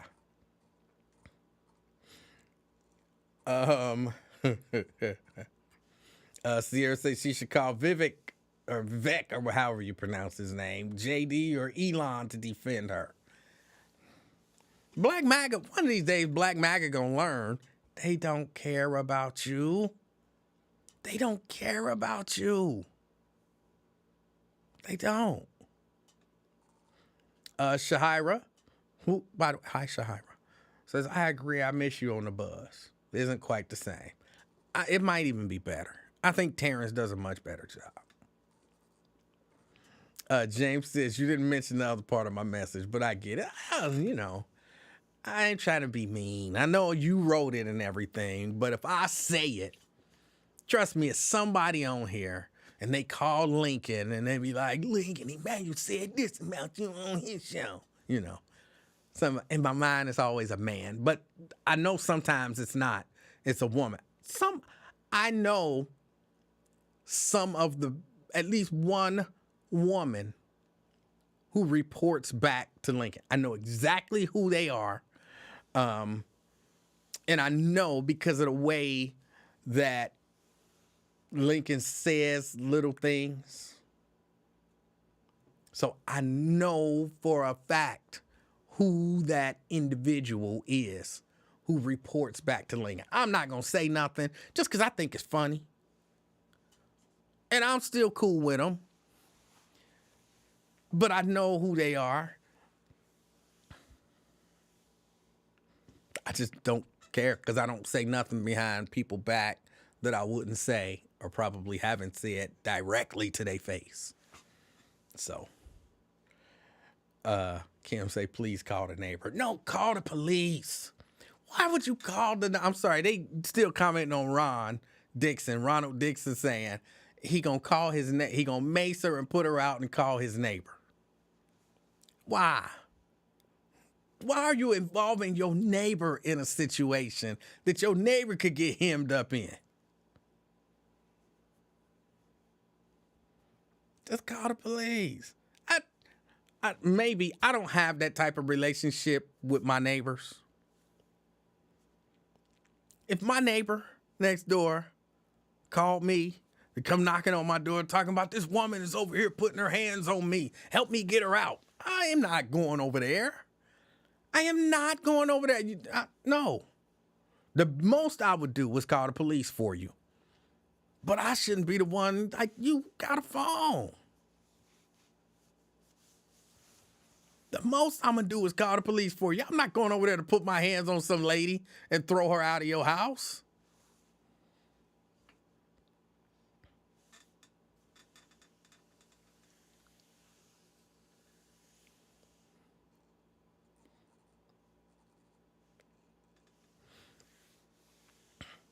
I'm not even there to be a witness. I don't want to be showing up at court. You know what I'm saying? I got stuff to do. Look like taking time out of my day, however many days it's going to take to show up to court. Because, you know, they really never get that stuff done in one shot. Like if you take it to trial, witnesses show up and then something happened and then they delay the trial. So then the witnesses have to go home and then they have to come back the next day. I think the witnesses in my case had to show up on 4 different dates before the actual trial. Taking time out of their lives. So yeah, no, I don't even want to be a witness. Who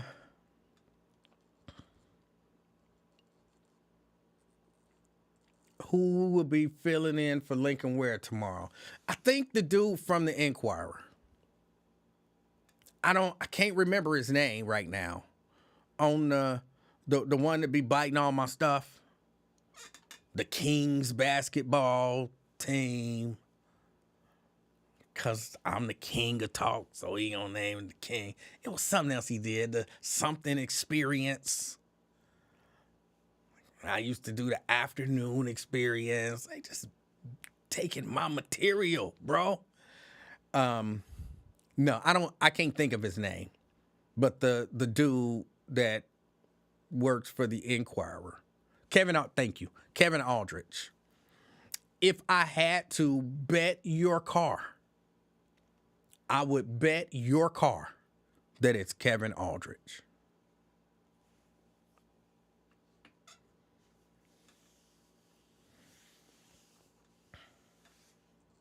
I would. Oh, let's see. Yeah, I think I'm about to get out of here. I got about 7 minutes left. I'm going to get out of here at around 7 o'clock. So I got about 7 minutes left. Anything else? Anything else y'all got?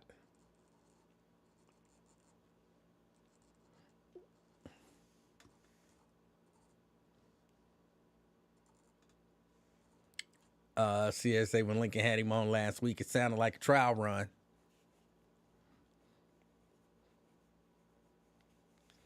And Nat says his podcast starts at 1, so that's perfect timing. Oh, I didn't know that I thought he did a podcast with Nathan Ivey.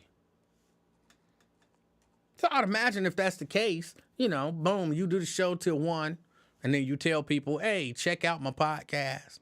You know what I'm saying, on the way out, and then hopefully you drive people to the podcast, and then you join the podcast a little late. So, yeah. Ken says, look like I'm going to have to start calling in because you're not reading my text again.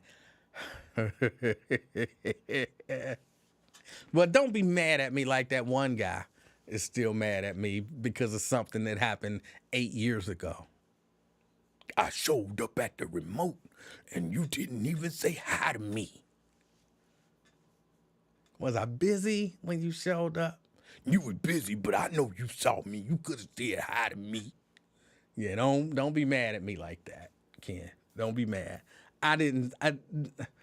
They go by fast. They go by fast. We need a little baby update. Little baby doing just fine. Actually, tomorrow, I'm going to have to miss the first half of class because it's Grandparents' Day. And I am going to be the only grandparent there because her other grandparents can't make it. I was not going to make it because, class. Basically, the last week of class. I didn't want to miss none. I haven't missed a single day, a single, period of class. But when I got the call that, the other grandparents couldn't make it, like, all right, well, I'll be there. So, they got Grandparents' Day. They put on a nice little program. Everybody has to do something in the program. So, if she's not playing an instrument or dancing or singing, they're all doing something. They make every kid participate in their arts program. So they put on a nice little program for Grandparents' Day. So I will be there recording. That's my phone. I will be there recording, and that's me holding it this way, not this way. Stop holding y'all phones in, what is it, landscape mode or portrait mode? Stop holding y'all phones in portrait mode when y'all recording stuff. So I'll be there supporting the little baby. But other than that, she is doing just fine. She's doing just fine. Am I going to see WWE tomorrow night? I wasn't even aware that they was here tomorrow night, so no. Is Lincoln retiring? Is Mr. Ware done? I doubt it. My theory, it's a simple theory. It's really a kind of a two-pronged theory. Number one, retire for what? He is doing what he actually enjoys doing. and he only got to do it for what, 3 hours a day? If he stops doing this is just the first prong of the theory. If he stops doing this, what is he going to do?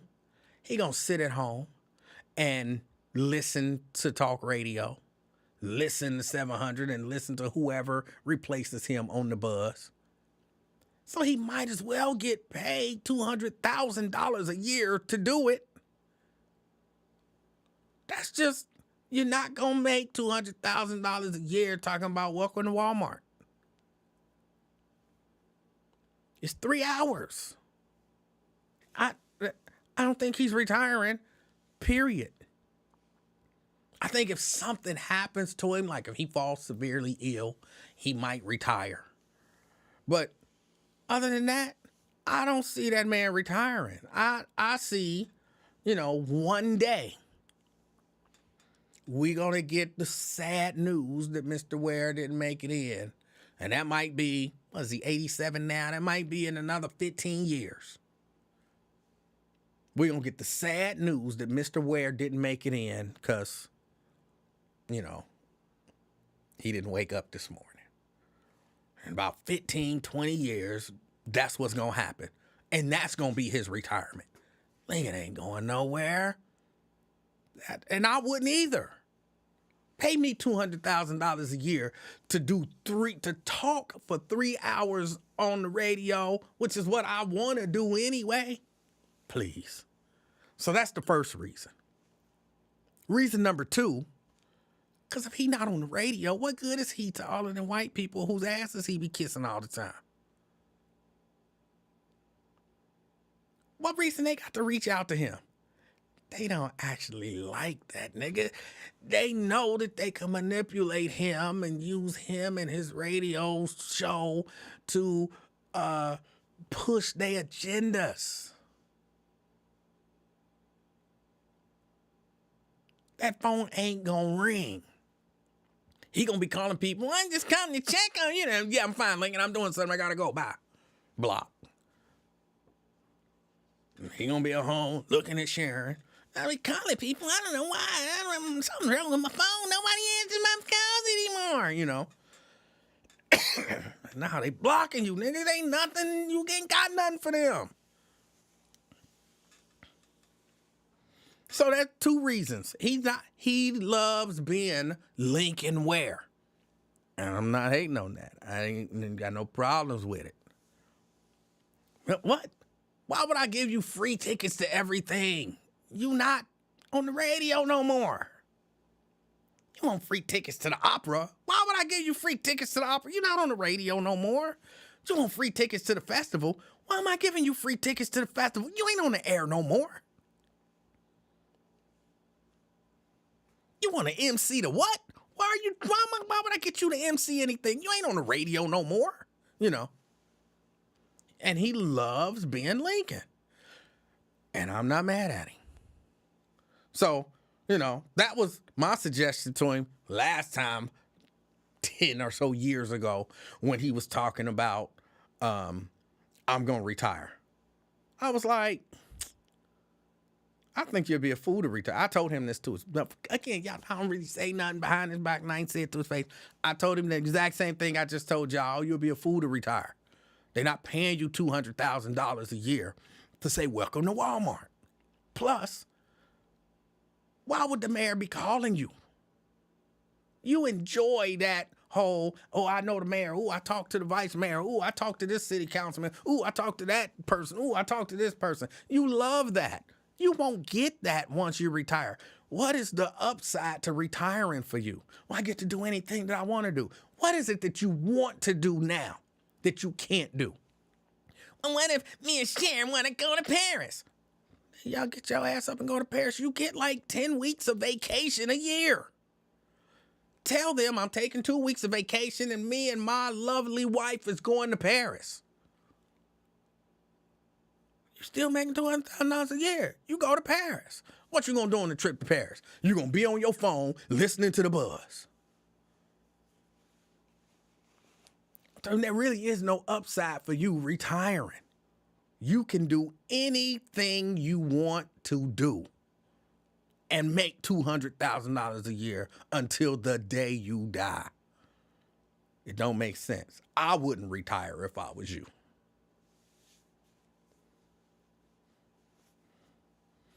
And y'all see he's still there. So, no, I don't think that this is setting up for no Lincoln Ware retirement. I don't think this is setting up for no retirement. I'm just being honest. If I was him and in that position, I wouldn't retire.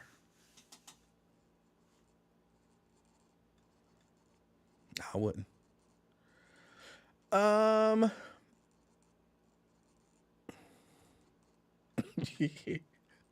They could tell. Once they start telling him, Tanika, somebody gonna tell on you tonight. Once they start telling him what I said, he'll be able to repeat it to them. Like, yeah, I already know. I already know what he said. He said it to me 15 years ago. Yeah, I know. He's been saying that for the last 15 years.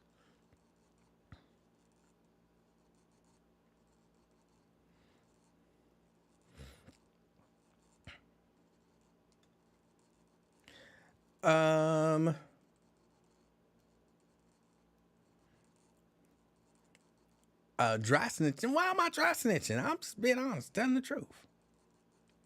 James said, sit home and drink Crown Royal. He do that now on the air. What? He do that now on the air and get paid $200,000 a year to do it. Westbrook said, quit calling her little baby. I can't quit calling her little baby. I can't do it. I think she's gotten so used to it now. When I call her by her name, she look at me funny. Like she thinks she in trouble or something because I called her by her actual name. I don't know, I've been calling her that since she was born. And that's the way I talk about her when she is around and when she ain't around. To me, she's still a little baby.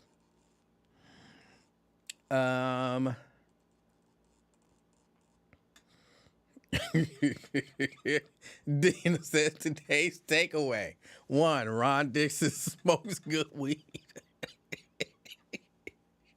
Oh, I thought something was going on with him. You know what I'm saying? He might have what they call it. It's the lung thing where you can't breathe. Like say it feel like it's an elephant sitting on your chest or whatever.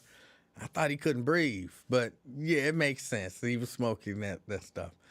And number 2, men should mace abusive women. Men should not mace abusive women. Men should call the police. Call the police. Get her locked up.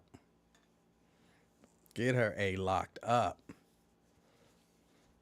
That's the only way. That ain't gonna stop it. I was about to say it's the only way to stop. But women been getting men locked up for ever, and men still smacking up on women like they ain't got no sense. Yes, COPD. Thank you, Tanika and Tria. Yeah, that's what I thought. Like this brother got COPD. Like he can't breathe. That's like it's all right.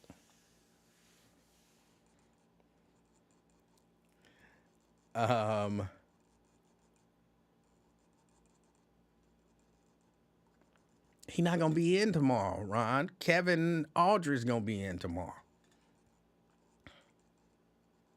Kevin Aldridge. Robinson talking about that's why I got fired. No, that is not. I got fired because I wouldn't take that daggone vaccine. Oh, somebody did say, why not Zoe? I don't think that they love Zoe like that. I don't think that they love Zoe like that over there. I think if Lincoln had his way, he might have Zoe in. But I don't think that the powers that be over there love Zoe like that. I always liked Zoe on the air. He did some stuff that was a little irritating. But, I mean, it is what it is. He did when he would do his battles, I always enjoyed the battles because, I'm a music guy. I like music and all that kind of stuff. So I always enjoyed the battles. And I thought when he did do talk, I thought he did a good job. That's why I used to bring him in, which is why I never understood why we started having issues, because I was always one of his biggest supporters. I was always one of his biggest supporters. Even when he would do that, the laugh that annoyed me.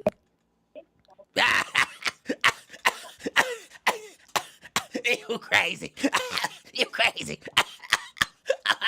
And I'd be like, that's extra, bro. Like, come on, stop. Stop. The hell? That's extra. But I still like the show. Ross Freeman, What's up, man? what's on your mind? Why you on here lying, man? What am I lying about? You got fired when you took off them 2 days during the snowstorm, remember? No.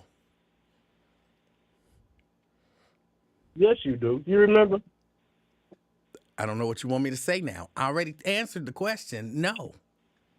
So you saying you don't remember them 2 days when you took off for the snowstorm? No, I don't. I'm not saying Did you I take didn't, off? Did you take off 2 days during the snowstorm or not?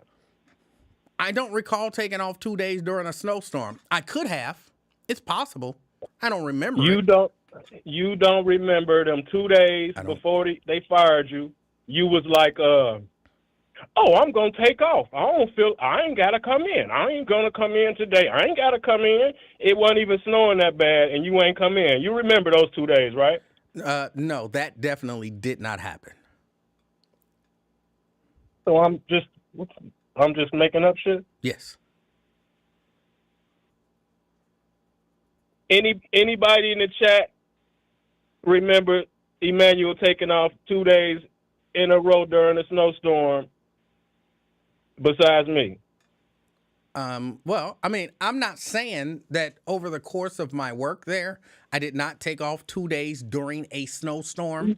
What I am saying is, at no point leading up to me getting fired did I take 2 days off for a snowstorm, because they was really sweating me about taking that vaccine for at least a month before they actually fired me.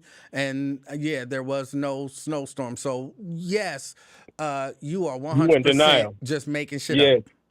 No, you in denial because you that the vaccine thing came up. Yeah, that's true. But before that, you took off 2 days in a row and it didn't even snow. And you was talking real big, talking about, oh, they gonna make Lincoln come in, they gonna make somebody else come in, and that's when the thing happened to you. Yeah, that's not reasonable. It is reasonable, man. Why you It's got not. to make every damn thing hard, man? Why you can't just agree with something that's true? If it's true, What day did you get? if it's true, I typically agree with it. What day did you get fired? Oh, I might have to go back and check. I don't remember the exact day. I know it was in February. And it was like January when it snowed for 2 days, and you didn't come in. You was talking grit. Yeah, I think they had. Matter of fact, they had to play the damn radio. They had to play a repeat, and then a little while later, they fired your ass. Okay, if you say so. You But just remember. for the record, when you say they had to play a repeat, if they played a repeat, they at the time was me. I was the person who put in the repeats. I was the person who scheduled the music, who scheduled the commercials, who did all of that kind of stuff. So it wouldn't have been they had to play a repeat. It would have been me. And even if I wasn't there, I was the one who did it. I remoted in from my computer at home to do all of that scheduling. So just so you know, I would have been the one to play my repeat. And I think I would remember that. You don't think that played a part? I'm 100% certain that it didn't. Okay. Oh well, I stand corrected. I believe I'm right and you wrong, but I mean I'm man enough to say that you slicker at redirecting shit than I am. Yeah. You should be man enough take just to that. say, I don't know what the F I'm talking about. And I just called in because you can't see my comments, and I want some attention from you. No, I had a little free time today, and you did say my name like Beyonce, so I was just I know saying what's up. You remember when Cat Williams got into it on the Frank Ski and Wanda show, right? No. Now you're not being honest. How would I remember something about Cat Williams? You're right. That is unreasonable. You remember? No, you remember you when? Right. You're right. Remember when? Hold on. You remember when Webster said rung the doorbell on the show? Yes, I do. Okay. Because we share a name. Well, your memory better than mine. Yeah, he and I share a name. But no, you're right. It's not reasonable. Just because you look exactly like somebody don't mean that you know everything that they did. But that was a pretty famous thing that he did. You look way more like Red Fox than I do damn Cat Williams, man. I don't look nothing like Cat Williams. You could be Cat Williams' brother. Easily. You making that up, man. No, I'm not, bro. That's not an insult. You know what I'm saying? But you could be Cat Williams' little brother or older brother. I'm not sure age-wise where y'all fall. You just mad because you're not tall and you a little bit wider than me. I'm not mad about not being tall. I'm comfortable with my height. But, bro, you could be Cat Williams' brother. That's not an insult. I'm just thankful that you admitting that you shorter than me and you a lot wider and bigger and rounder than me. Am I shorter than you? I don't remember. I don't think we stood next to each other like that for me to see. How tall are you? About 5'7", 8. I don't think you know 5'8". But okay, if you 5'7", you probably about 5'6". If you're saying 5'7", then yes, you're taller than me. And I am fat. Yeah. You're not fat. You're a skinny I wouldn't dude. I wouldn't say you fat. You kind of round. You kind of round. Like you ain't really got no shape. You just rounded off. You okay? I'll take that. I'll take that. So you gonna fix the thing or what? You know what? I'm gonna look into it. There's got to be a way to take you off the list.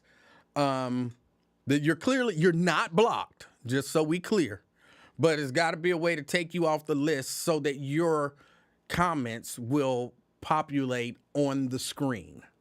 I'll figure it out. And what's up? Why you on a campaign for Tyrone? I don't know who Tyrone is. I mean, Kevin. I'm not on a campaign for him. I'm on a campaign for men's rights. I'm on a campaign for equality. How is it equal when dude all up in her place, just sitting around and taking advantage of her? I mean, it's a time and a place for everything, but you comparing apples and oranges. I could see if they were equal in some type of way, but dude, it's like he don't even. There ain't nobody said nothing about his income or his finances or his help to the lady. All I heard was the lady had him walk all the way to Columbus for her, and then she helped his campaign, and now using the exact same context, if it was his house and she was unemployed and he hit her, would that be okay? That ain't what we talking about. No, we talking about this nigga in her house. That is what we're talking about. Calling the police in that when context. she motherfucking that would not be okay, and she would not be wrong if she was just there with no job and he hit her and she called the police. She would not be in the wrong. So you're illustrating the point that I've been trying to make the whole time, which everybody talking about you beating a dead horse. The horse ain't dead. No, you one-sided. I ain't standing up for the woman because I'm a victim of domestic violence. But the point is, it's a clear. I ain't seeing no record of her being abusive, or I ain't seen no lumps on that nigga head, but you on here with your pom-poms on for this nigga like you done seen him do something good, or like you done seen her do bad. I mean, right is right and wrong Actually, is wrong. no. You comparing apples and oranges. Don't nobody want to hear all that other shit about somebody else being a victim and all that. We talking about this here same situation, man. Yeah, Stop that's making what I'm everything talking on about. something else. Yeah, that's what I'm talking about. And just for the record, I don't think that the comparing apples and oranges thing hit as hard as you think it do. Here, I'm gonna do that just for you. I'm gonna do that.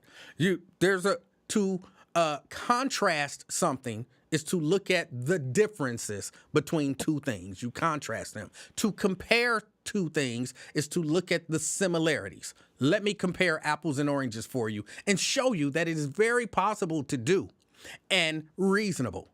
Apples and oranges are both sweet. Apples and oranges both grow on trees. Apples and oranges are both relatively round. Apples and oranges Stop trying to both confuse have the skins. damn issue, man. They both have seeds. You can compare apples and oranges and it be a very valid comparison. That's just that, to take that saying out the way, because I hate that saying. But number two, what I've been doing is oranges grow everywhere. Apples only grow in America. So that your argument is kind of flawed from the beginning. No, just so you know, that nigga might be the apple that only grow under that a would be considered contrasting. That's not comparing the two. Now you're contrasting them. You're looking at the differences. You talked about comparing apples to oranges, which is very doable. Now you want to talk about contrasting them. You didn't say you're contrasting. You said comparing, and I'm just telling you that it's very right and valid a thing to do. But on to the point that you was actually trying to make is that you're saying that I'm on his side, when really what I've said the entire time is I don't know what happened. I don't know who was the aggressor. I don't know who was wrong. My point is either of them could be wrong.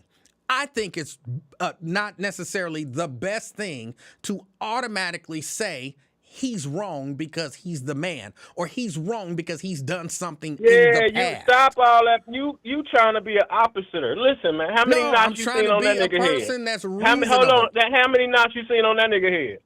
So just because he didn't show his knots mean he ain't never had none? How many times? Well, shit, proof. Shit,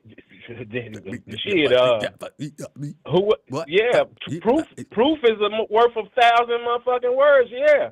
So, how many times you seen her jumping up on this nigga head, or trying to take this nigga keys? Again, just because I didn't see it doesn't mean that it didn't happen. You really believe that if you don't see something, it didn't happen? That's what you believe? No, I just ain't the opposite. How many motherfucking organizations and things that this nigga done did? Oh, so you're saying because someone started an organization, they can't be wrong? No, I'm not. No, that's the opposite shit you saying. No, I'm saying what this nigga done did besides steal a motherfucking here right State now Farm saying jingle and put it on the sign. She started an organization, a charitable organization, so she can't possibly be wrong. That's foolish. I didn't say that, nigga. I said what this nigga did besides stole a motherfucking State Farm jingle. You keep on going back in the damn circle like Ron. I'm trying to get you answer my question too. Ain't we having a conversation? What man? Is your question? What he did? What did he do? I don't know. Well, you got the pom-poms on. You keep saying, give me a K, give me an E, give me a V, give me an I and an N. Maybe you can help me. What are you doing all of that for if you don't know nothing? Okay, help me put the pom-poms down. Exactly what happened during that incident? Who said what to who and who did what to who? Tell me. All I know is I seen some I know tumor. Because if you know what happened, then tell me what happened. Yeah, I know. I saw a tumor on her head, and I saw that nigga acting up with her keys. So tell me exactly what happened during this last incident. Nigga, don't you know what evidence look like? What evidence do you have? Tell me exactly what happened. You saw that. Why you being so damn opposite all the fucking time, man? You saw the it's damn called being, evidence yourself, it's called man. being fair, bro. So who gonna win? So hold on, then, smart ass. Who gonna win in court? Well, you hold on, this dumb nigga ass. with the State I'ma Farm tell you sign, that or I her don't with the know who gonna motherfucking win in court. the little Just shit, like the you not don't. video and the damn nigga trying to punk her out of her keys. What evidence gonna win with your smart ass? And do you want me to answer? I stopped talking so you can start. Let me tell you, I have no idea who gonna win with your dumb ass. But just because I don't know who gonna win, don't mean Did I say that? she's I apologize. wrong. I didn't mean to call you a dumbass. No, you called me a smart ass. So I just returned the Oh, favor well, by then, calling you gonna call me a dumbass though? Yeah. Yes. Why you do that? Because you called me a smart ass. Oh, so you being disrespectful? I'm returning the disrespect, yes. All right. Continue. Okay. I was done. You didn't even say what you were saying. I did. You just didn't hear it because you was caught up on the dumbass part. I said, Okay, go I ahead. don't know who's going to win in court. That's been my whole point the entire time.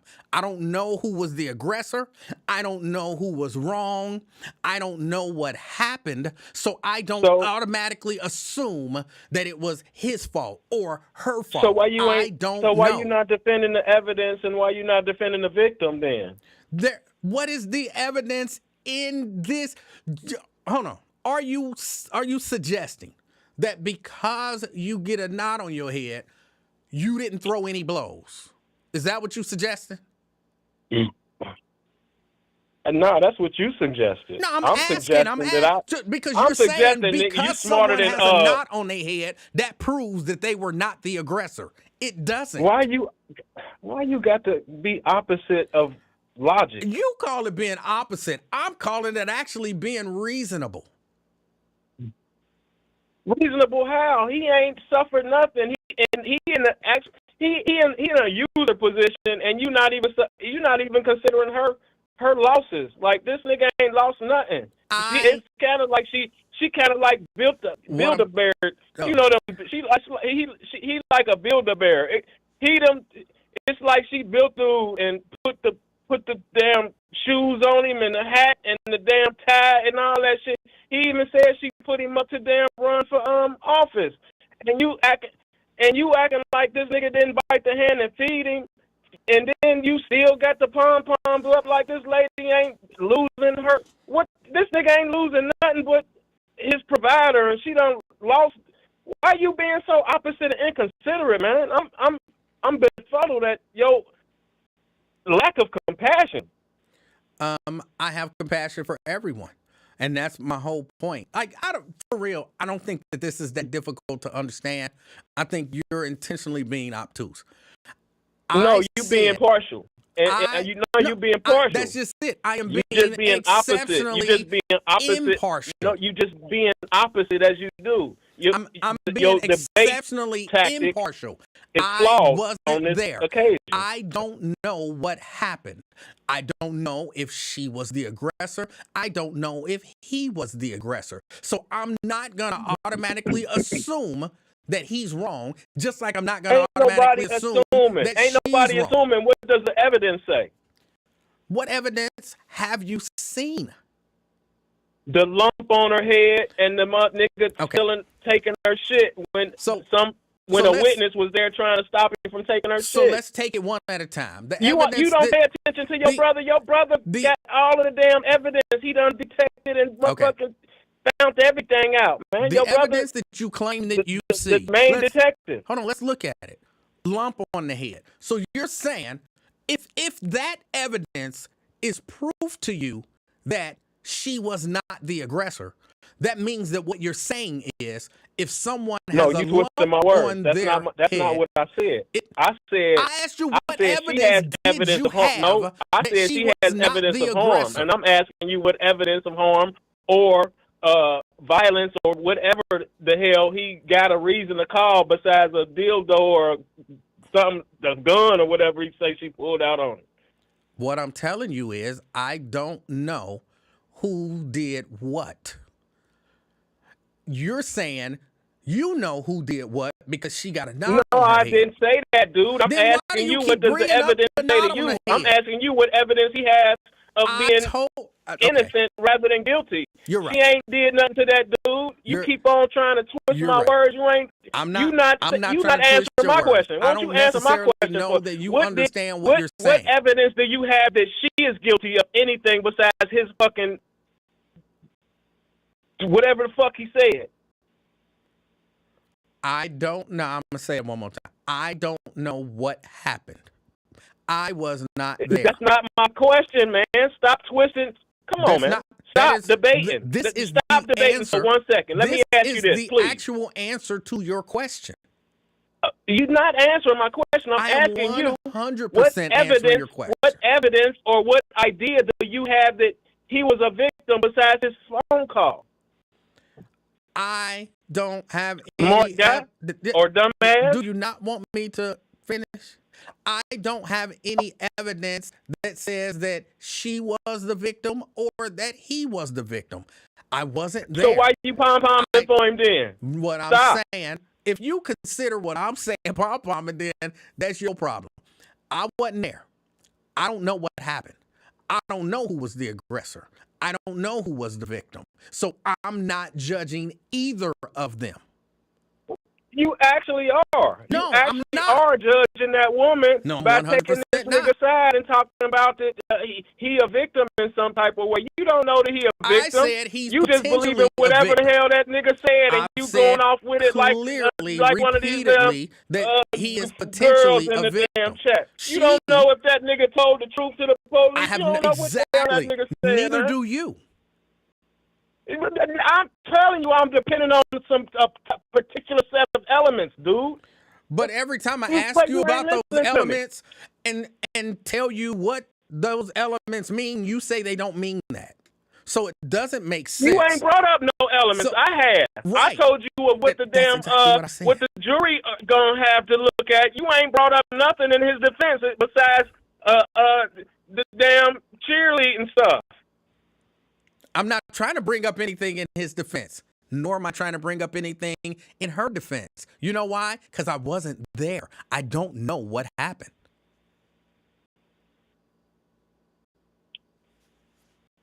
Okay. What you said, Emanuel? Yes. Yes. Yes. Okay. So get a lady a break and quit pom-pomming for that man, bro. All right.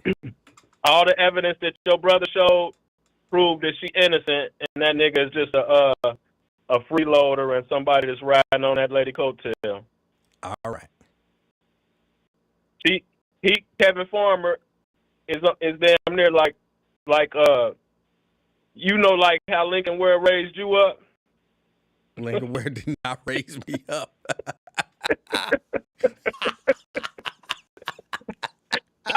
I mean, I don't want to make it apples and oranges, but it's damn near the same scenario. You know what I mean?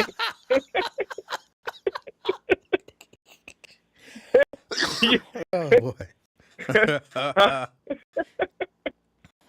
That's it? You finished? Yeah. That's it. I can go out on that one. All right. Have a good day. Oh. Lincoln Ware raised me up. Oh. That was good. Yeah, I see you Purple Pros on here. I'm not even 100% sure how to address it. The idea that I'm on anybody's side is nonsensical. And anybody who's listening, who's listened, and who's listening, like he on his side or he on her side, that don't even make no sense. It doesn't even make sense. So, but if you want to, say, oh, Emanuel, don't believe her because she's a Republican, I feel like he's one too. So why would I take either of their side? which, even if that's true, it would still lead me to the position that I'm taking right now. I wasn't there. I don't know what happened. I don't know if she's the bad guy. I don't know if he's the bad guy. So I'm not automatically judging either. When did that become a bad position?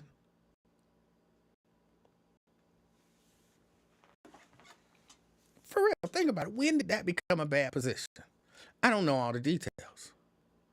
So I'm withholding judgment.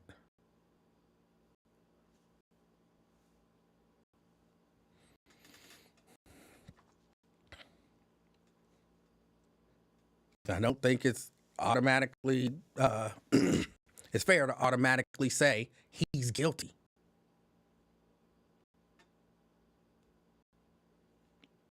Now, again, which I've said this before, I think it's more likely than not that he's probably, did something. But that don't mean it's the case.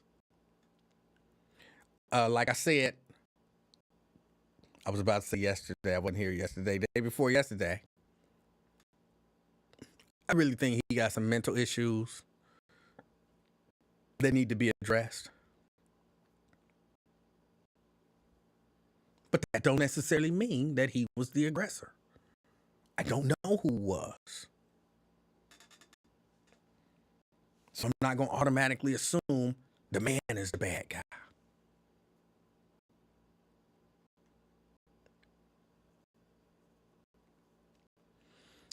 Purple Pro say, because you take up for the Reeses and the Rollies when they are clearly in the wrong. Yeah, you must be watching the wrong show. I think you've been watching somebody else thinking you was watching me. If anything, I get accused of being anti-Reeses. When I'm not, I try to look at everything kind of from the same, try to be reasonable and logical. So maybe you can give me an example of where I took up for the Reeses and or the Rollies. I don't know enough about anything going on with the Rollies to take up for them or to be against them. So, yeah, you're just making stuff up. You just making stuff up.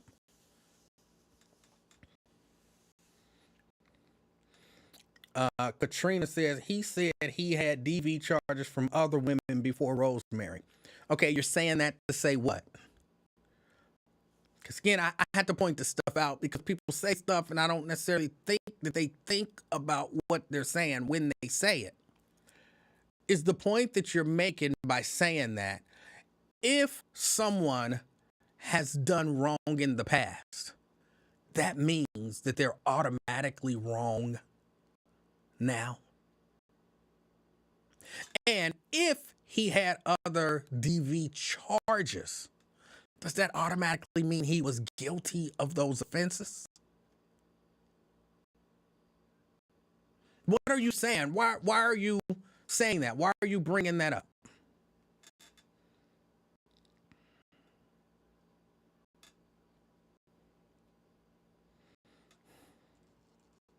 Purple Pro say Rosemary is the victim here. She had to pull a gun out of fear.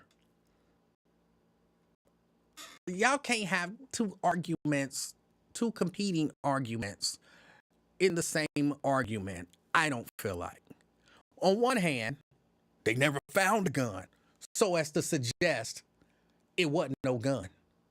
But then on the other hand, but she had to pull out a gun out of fear. Wouldn't that then suggest that there was a gun? So which one is it? Did she pull out a gun? Or was there not a gun? You kind of can't have it both ways. You can't have it both ways. They never found no gun. So you're saying it wasn't no gun.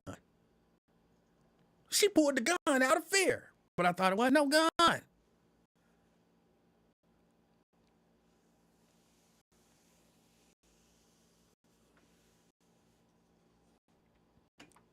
Make a decision. Was it a gun or no? Did she pull out a gun or no?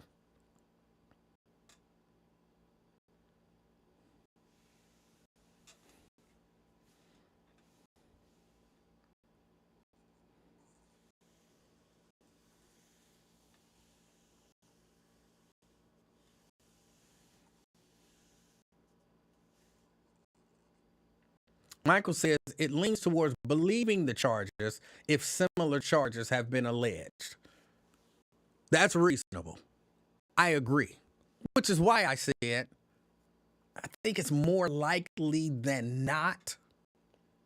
But again, just because other charges have been alleged doesn't necessarily mean that he was guilty.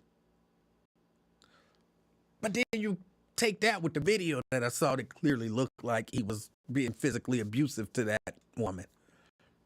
I would say it's more likely than not that he was the aggressor.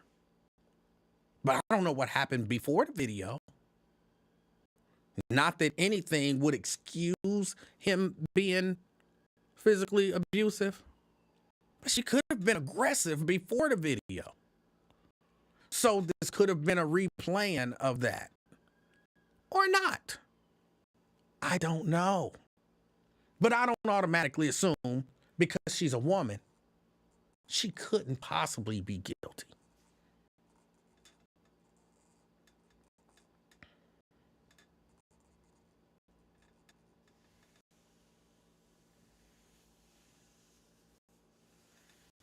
I don't automatically assume that. I think a lot of y'all are making that assumption.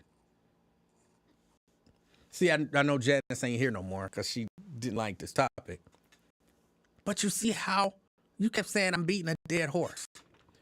You see how there are still people in here who automatically assuming that because she's the woman, she couldn't possibly be guilty. She couldn't possibly have been the aggressor.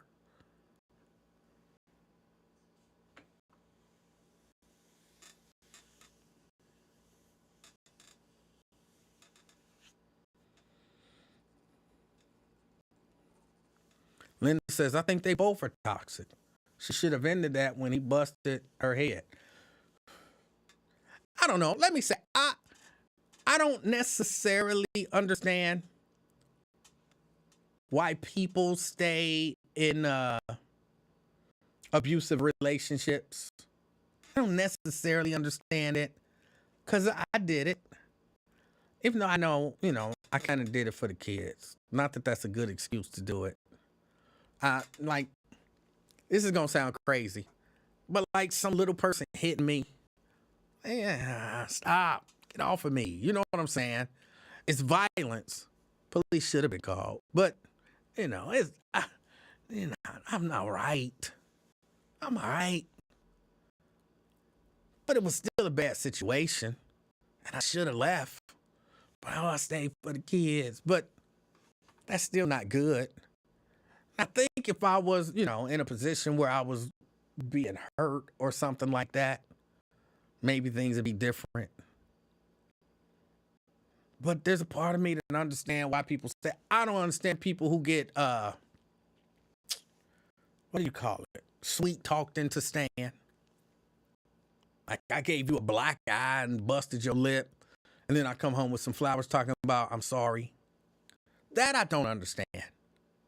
You gave me a black eye and busted my lip. Like you're hurting me. Like you're hurting me. So I don't understand it, but I don't judge because I don't know. I'm not in those people's situations. Twin comes in out of left field, clearly showing that he ain't been paying no attention.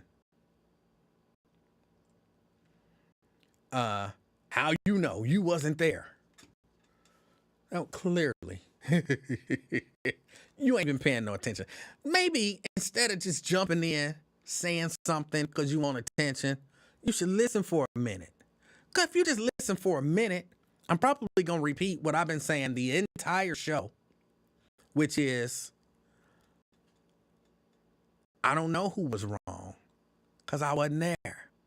I don't know if she was the aggressor. I don't know if he was the aggressor because I wasn't there. So I'm not going to judge either one of them and say that they was wrong without knowing what happened. Now think about that with regard to your response. How do you know you wasn't there? Sometimes just shut up and listen for a minute, and then you won't even have to say stuff like that.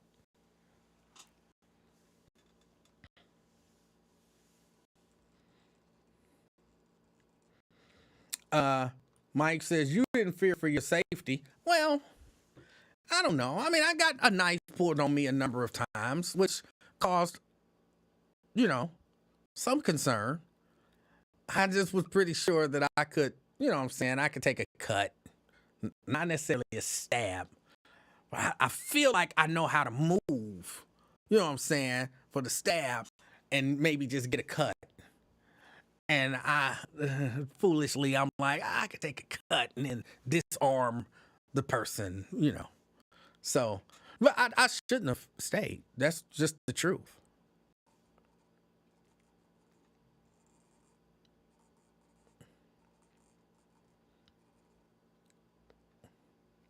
Twin says, you said she probably was earlier.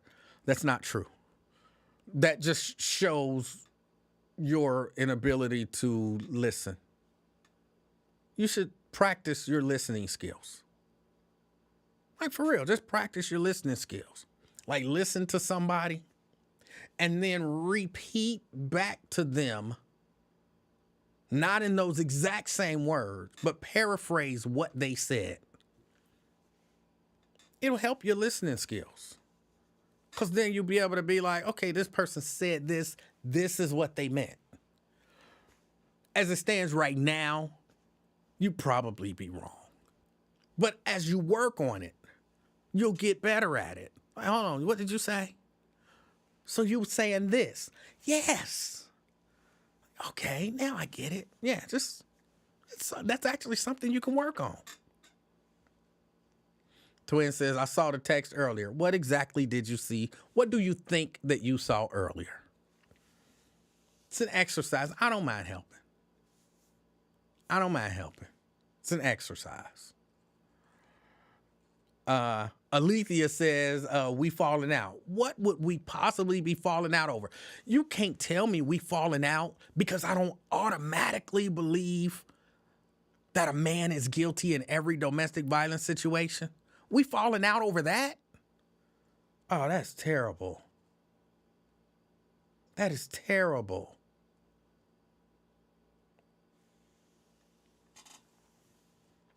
See, Janice, who probably ain't here no more. See, Janice, you say I'm beating a dead horse.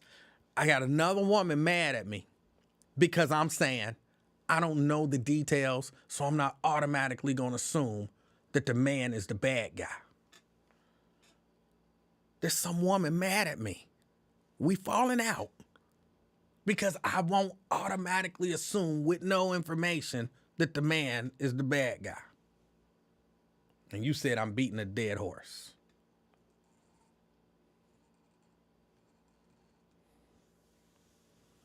It's wild.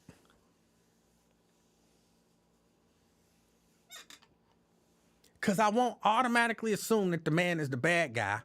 I'm cheerleading for him.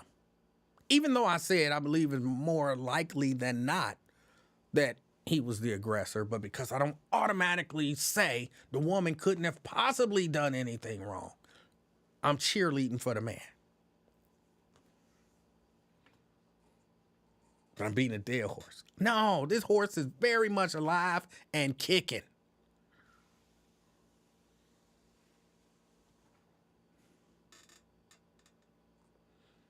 You were glazing her earlier. I think we have different definitions of what me glazing a woman means.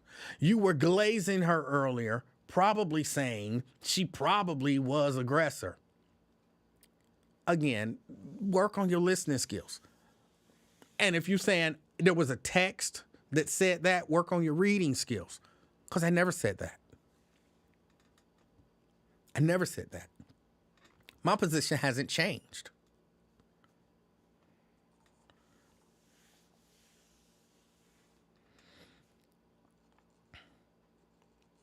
People, it's wild out here. It's wild out here. Mary says, stop digging that hole. The hole is already deep. I'm not sure exactly what you're talking about. Did you see his interview with Stefan? No.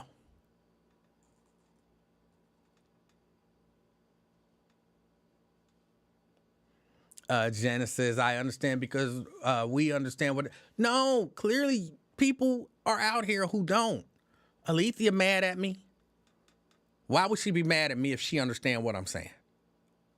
Ross Freeman just called in and clearly said I was saying something that I'm clearly not saying.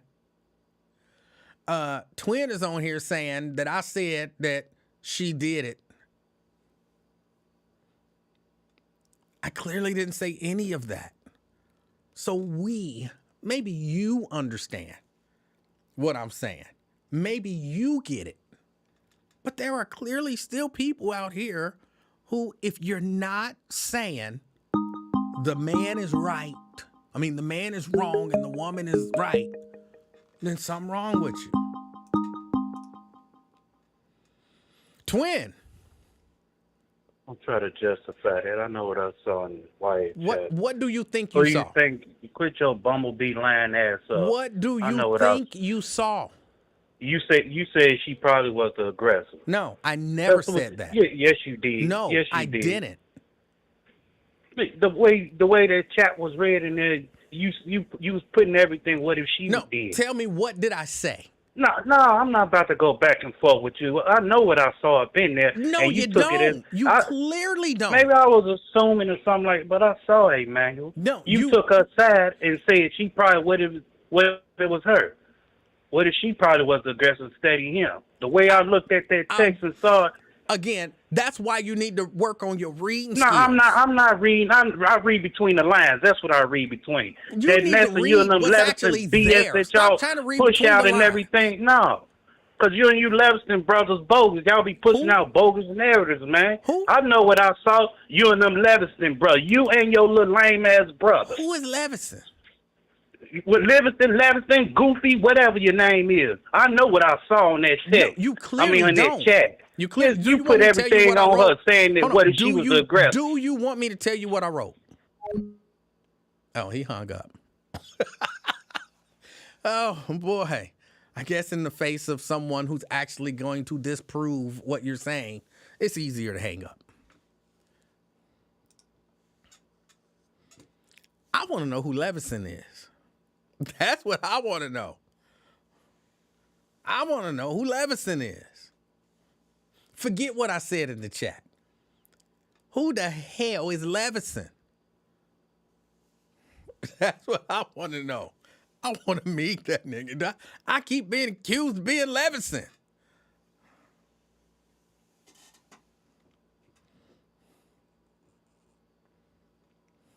He read between the lines. Bro, practice reading the words. You gotta get the words right before you can read between the lines. See, that's the problem. You too busy trying to read between the lines, you can't even read what's there. I don't mean you're not literate. I mean you're focused on stuff that's not there.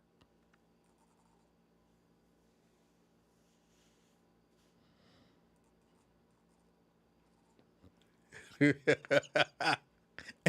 ran away. I don't know why he ran away.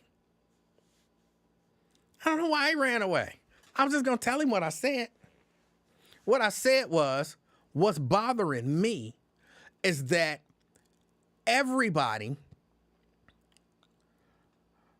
I can't remember exactly, but that everybody has a problem with even the idea that she could be wrong. That's what's bothering me. Now, that's not saying that she is wrong, but if you're like, just the idea that she could be wrong is a problem, you already made up your mind.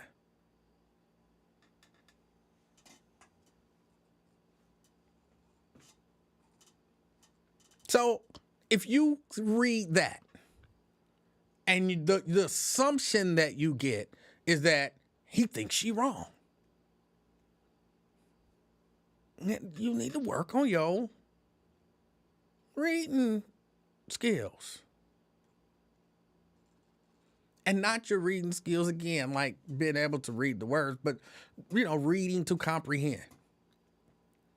And look, I can tell you, because I don't, want to make it sound like I'm saying something.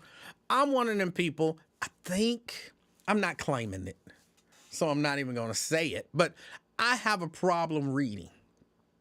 Like, if you give me a book, man, it's going to take me forever to read that book.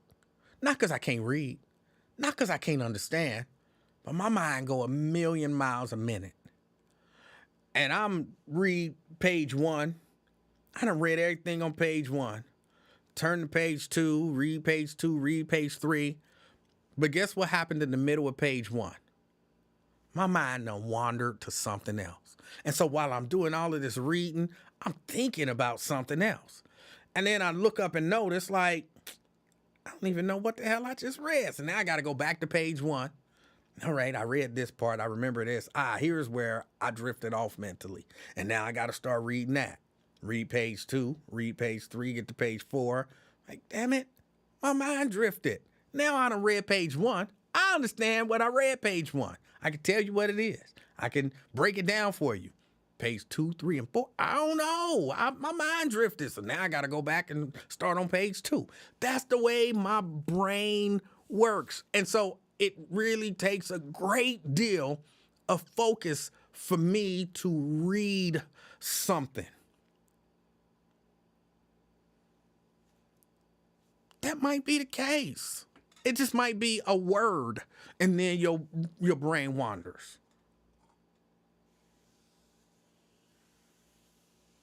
Might just be a word, and then your brain wanders. And then you got to go back and read word number 2. And by the time you get to word number 3, your brain wandered again. But I'm telling you, as you work on it, you get a little better.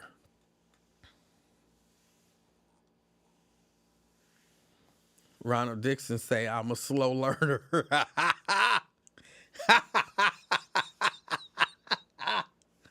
I reject that. I 100% reject that I'm a slow learner. I learn quickly.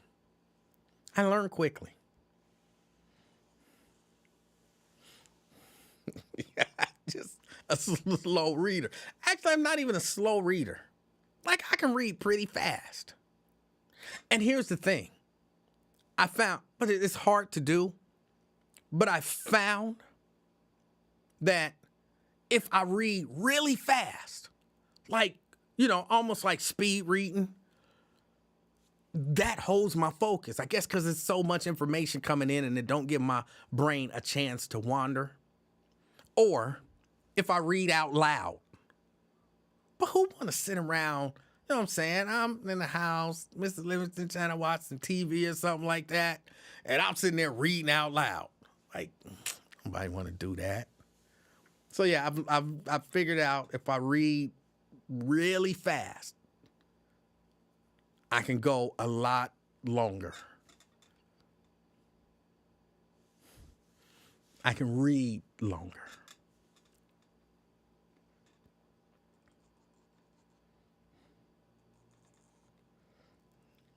Who has issues with comprehension?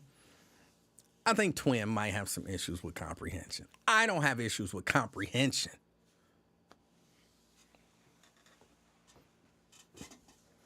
Y'all want me to prove it? I'll read some shit right now. I ain't got no books down here. in the studio.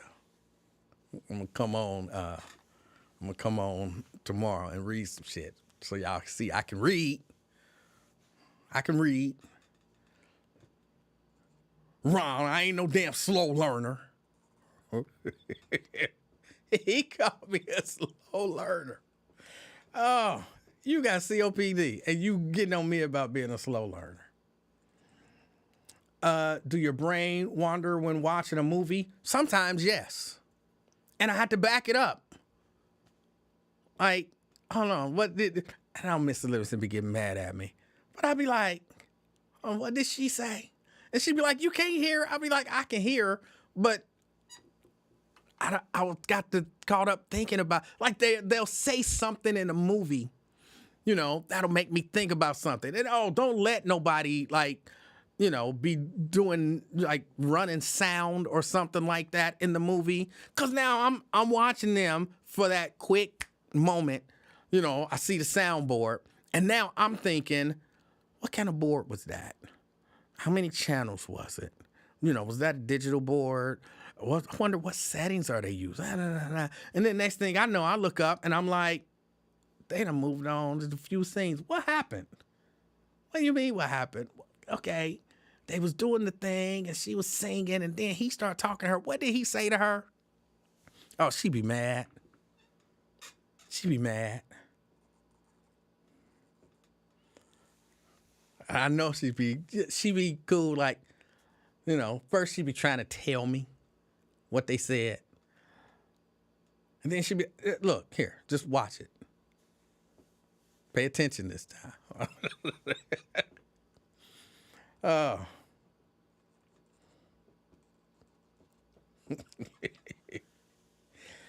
Oh, all right, y'all.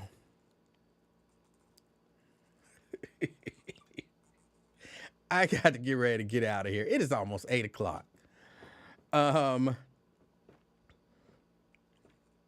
Anything else? Anybody got anything else? I got 2 minutes. I'm in out of here at 8 o'clock.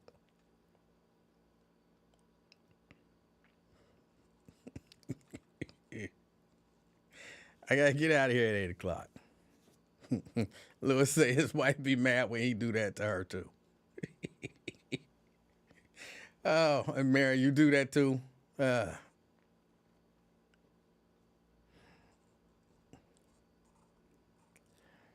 Mike says it's very difficult, if not impossible, to concentrate on more than one thing. Oh, hold on. Let me say this. Kind of in Twins' defense, sort of. I saw a few people say that it's not possible to talk and listen at the same time. That's so not true. That is so not true. Sometimes, especially doing this, you got to be able to talk and listen at the same time. So while I'm saying what I'm saying, I'm paying attention to you because you won't shut up. And so you're going to say something stupid that I got to respond to. But I got to get this first point out first. And then I had to deal with whatever nonsense you just said. LaDonna says Rosemary is going to be on Wyatt tomorrow. Oh, maybe I'll be able to check it out after, like, what happens is, I'll be in class. Oh, I probably won't be able to check it out tomorrow. We are finally going to get the opportunity to hack stuff tomorrow. He told me, and we were supposed to start hacking. He was like, the first thing we doing when we get in tomorrow is we're going to be hacking. And I was like, no. Because, grandparents' day tomorrow. So I won't actually show up to class until just after lunch. I've been waiting to hack this whole 12 weeks. And we gonna start hacking on the one day when I gotta be late. So he promised me we would hold off on hacking until I get there. So I thanked him for that. Oh, I was so mad about it. And then he noticed my disappointment. And he was like, okay, well, we'll hold off until you get here. Like, that was the thing I've been wanting to do most. So, yeah, tomorrow we will be doing some hacking. So, in the midst of hacking, I will probably not be paying attention to Wyatt's show. Maybe if we take a break, but there's a really chance that if we take a break tomorrow, I'll still be focused on hacking something. So I probably won't get a chance to check it out. I'll have to check it out later on. Will there be a show tomorrow? I believe so. Unless he gets into something really complicated that I have to work on overnight. Like last night, we built these virtual machines, virtual Windows PC and a virtual Ubuntu server, and we're using this. If I call it a program, that's technically wrong. We're using this protocol that if we put a virus, if the Windows PC gets a virus, this particular protocol will recognize the virus and take it off. But it'll do it for every machine on the network. So we have to turn off the Windows Defender, which I'm not a Windows guy. So all this Windows stuff, I'm learning. I'm a Mac guy.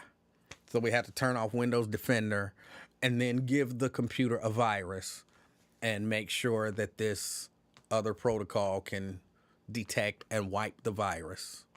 And so I was having some issues with one aspect of it. So when I got home yesterday, I had to go in and destroy these machines and rebuild them and then redo all of the stuff that needs to be done to make everything work. So that's why I didn't make it tomorrow. When I got something that I got to do so that I can thoroughly understand it, I won't be here.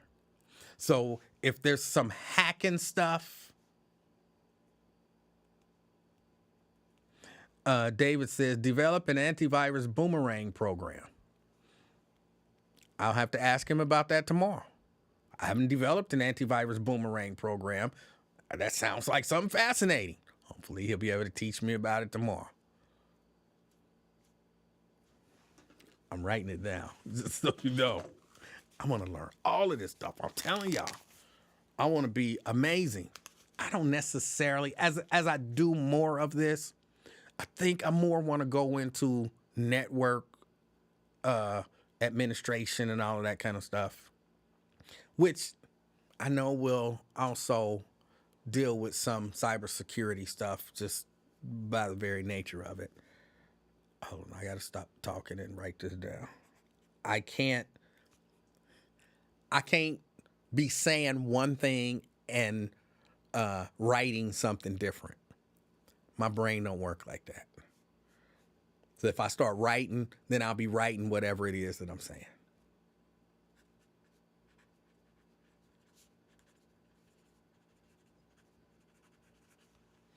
All right. My brain just don't work like that. I could sign my signature and say something else. Might be able to write no or yes, but I couldn't write a whole sentence and be saying something totally different.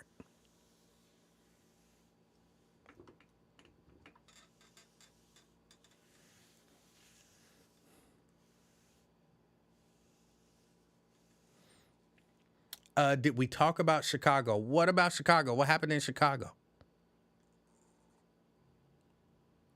We did not talk about Chicago. What did I miss in Chicago?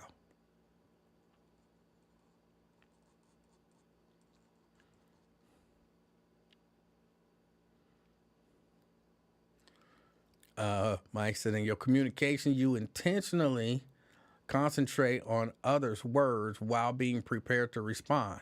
I hope I'm not beating a dead horse. Yes, I do that. Because I'm one of them people who I hate when people be like, listen to understand and not to respond. In order to respond, I got to understand what I'm responding to. So even if I'm listening to respond, to me, that includes listening to understand. It's just certain things like I said, the whole you comparing apples to oranges. I hate when people say that as if that's a bad thing. It's quite reasonable. And I hate when people say, listen to understand, not to respond. They cut out the middleman. Oh, lastly, because I do have to get out of here. Lastly, it's October. It's October, y'all. What are we gonna do for? I always call it Breast Cancer Awareness Month. I don't know. Some people just say it's cancer awareness, but for me, it's Breast Cancer Awareness Month. What are we gonna do this year for Breast Cancer Awareness Month? I don't know. Y'all know I've been kind of busy. So I really haven't had an opportunity to think about something, put something together. But I do want to do something. I do want to do something for breast cancer awareness. So, any ideas? Any ideas? I enjoyed last year. I know I thanked y'all last year for it. I want to thank y'all again, for what y'all did last year. Y'all donated $1,000 to a charity that helps, in particular, Black women dealing with breast cancer. Y'all did that.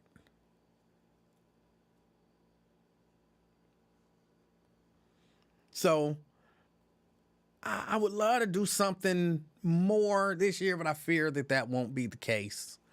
Because I did have to match, actually, just slightly over to get to the $1,000. But I enjoyed it. I'm not like patting myself on the back, because if only one person would have done it, then I'd have just been donating $70. So enough of y'all did it to get close enough to $500 for me to match it and be able to make that donation. So y'all did that. Samuel says, donate to another organization that is ran by a Black female or male. I would love to do that. The organization that we donated to last year is ran by a Black male. And he focuses on helping Black women suffering with breast cancer. So I don't know if you knew that or not. But yeah, last year we did do things, do something for an organization ran by a Black male. Brent said, how about breast cancer awareness golden child hats? I'm not even 100% sure what that means.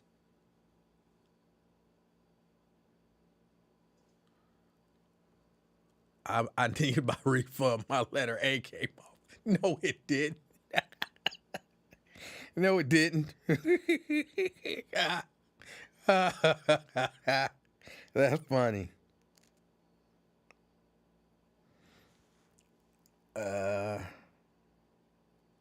I'll have to respond to that in a few minutes.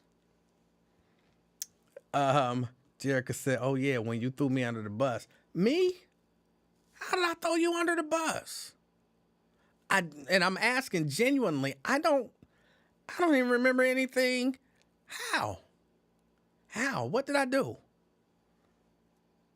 Did I really throw you under the bus? Or you just saying stuff? Twin says, I'll donate. I mean, I don't know what we're doing. I'll look into what did Brent say? Golden child hats. Yeah, I don't know what that is. I'll look into that. Yeah, I'll look into it. But I do want to do something. Even if we, can't do anything that exceeds what we did last year. I definitely can't match nothing this year. I am unemployed, so I can't match nothing this year.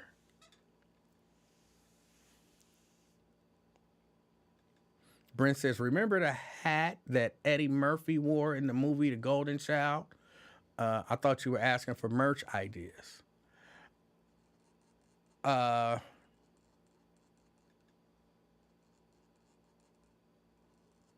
With that organization saying I didn't buy a shirt. Did you buy a shirt? I'm curious. I don't remember. Did you buy a shirt?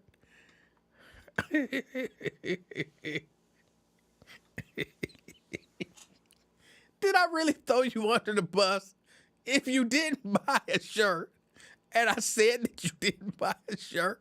Is that really throwing you under the bus? Oh, why would I even bring up that you didn't buy a shirt? Why would I bring that up? I don't decorate, I guess. And who's wearing a little golden child hat around? Are people wearing those nowadays or something? I'll have to look into that. I'm gonna have to look into that. The little leather beanie. Yeah, I don't do leather work. I know a guy who does do leather work.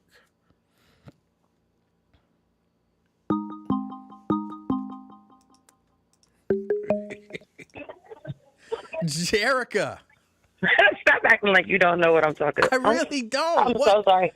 Please refresh my memory. What happened? No, stop acting like you don't. Okay, so listen, I'm moving in a different area, so it's going to be loud for a second. All right. Just wait a minute. You about to? Oh my God, it's dark out here. Shut up. It's dark. You about to tell me something that you did when you got all these people around, so you don't want them to know that you didn't buy a shirt? No, exactly. You remember you said on air, like, oh, you asking about a receipt, but you didn't even buy a sweatshirt. And I was like, well, damn, nigga, like, why would you do that to me? I thought wait. Why were you asking about a receipt if you didn't buy a shirt? That just sounds like a reasonable question. I don't know, but nobody asked you to read me in that moment. You could have just simply, you know what? I think I was asking for somebody else. Maybe someone had asked me, like, hey, do you get a receipt? And I restated it. I was like, hey, do you get a receipt? And you were like, a receipt? And then you came back and said, you didn't even get a shirt. And I was like, fuck you. Like, you didn't have to do that. You didn't have to do that to me. Okay, well, let me say, that don't sound like I was intentionally throwing you under the bus. That sounds like no, sir, but you did it on the day that the person was there. So I'm sure you probably had people tuned in to the show that day, and they heard that. Like, no, that's you absolutely threw me under the bus. It sounds and I'm like one of your I'm like one of your number one supporters. Like, I've gotten threats to my life just because I support you, and you know, I just don't understand. I'm sacrificing a lot just being a part of the AXC family. Help me understand why you would do such a thing to me. You did get a threat. That's not funny. It's not, but yeah, there's that. It sounds like what had happened was you said something and it caught me off guard, and that was just a quick response. Or just maybe, nigga, you just want to throw me under the bus. It was like, don't ask me no questions about a receipt because you didn't even get a fucking t-shirt. I'm just saying. I may or may not, you know, there's that. Okay. I'm going to let you go before I go too far. I appreciate your call. I'm so glad you're still on, though. I'm so excited. Are you going to come on tomorrow? Again, that's the plan, unless something happens that causes me to do some extra work after class. What did you think about me finding Kevin Kunta Farmer's name? Did you know his middle name was Kunta? I did not. This is the first I'm hearing. I thought that was amazing. Okay. You don't think that's interesting to have a middle name Kunta? It's interesting. I don't think it's as interesting as you think it is, but it is interesting. It's not. I think it's very interesting. It might be, kind of a standard name like John. You know, Kunta is not a standard name like John. Maybe here, but how do you know? You know, in certain parts of Africa, that people ain't just walking around like. No. Because I'm not from Africa. Like, I'm not in Africa, so my standard name wouldn't be Kunta. His people might, be okay, so now Africa. you're dealing with the hypotheticals. You can't speak about something if you're not there. So let's not do that. You can. You don't live in of, Africa. You can no, speak on African. That's not true. names. You can. That's very not true. You can speak on Nope. it. Emmanuel, just maybe. I'm gonna go ahead and let you go. I love you. I love Bye. you too, sister. Oh, that Jerica.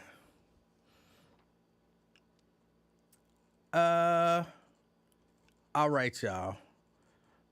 There's nothing wrong with the name Kunta. I don't think there's anything wrong with the name Kunta. All right, y'all. I got to get out of here. I got to make this phone call. They asking me some stuff about Lil Baby, so I got to go. I appreciate y'all all hanging out with me this late into the evening. Everybody, enjoy the rest of your evening. Do something, fun for yourself. Relax, watch a movie, play a game, something fun. But in all of that doing, as always, be the reason that somebody smiles tonight. Till next time, I'm out, y'all. Peace.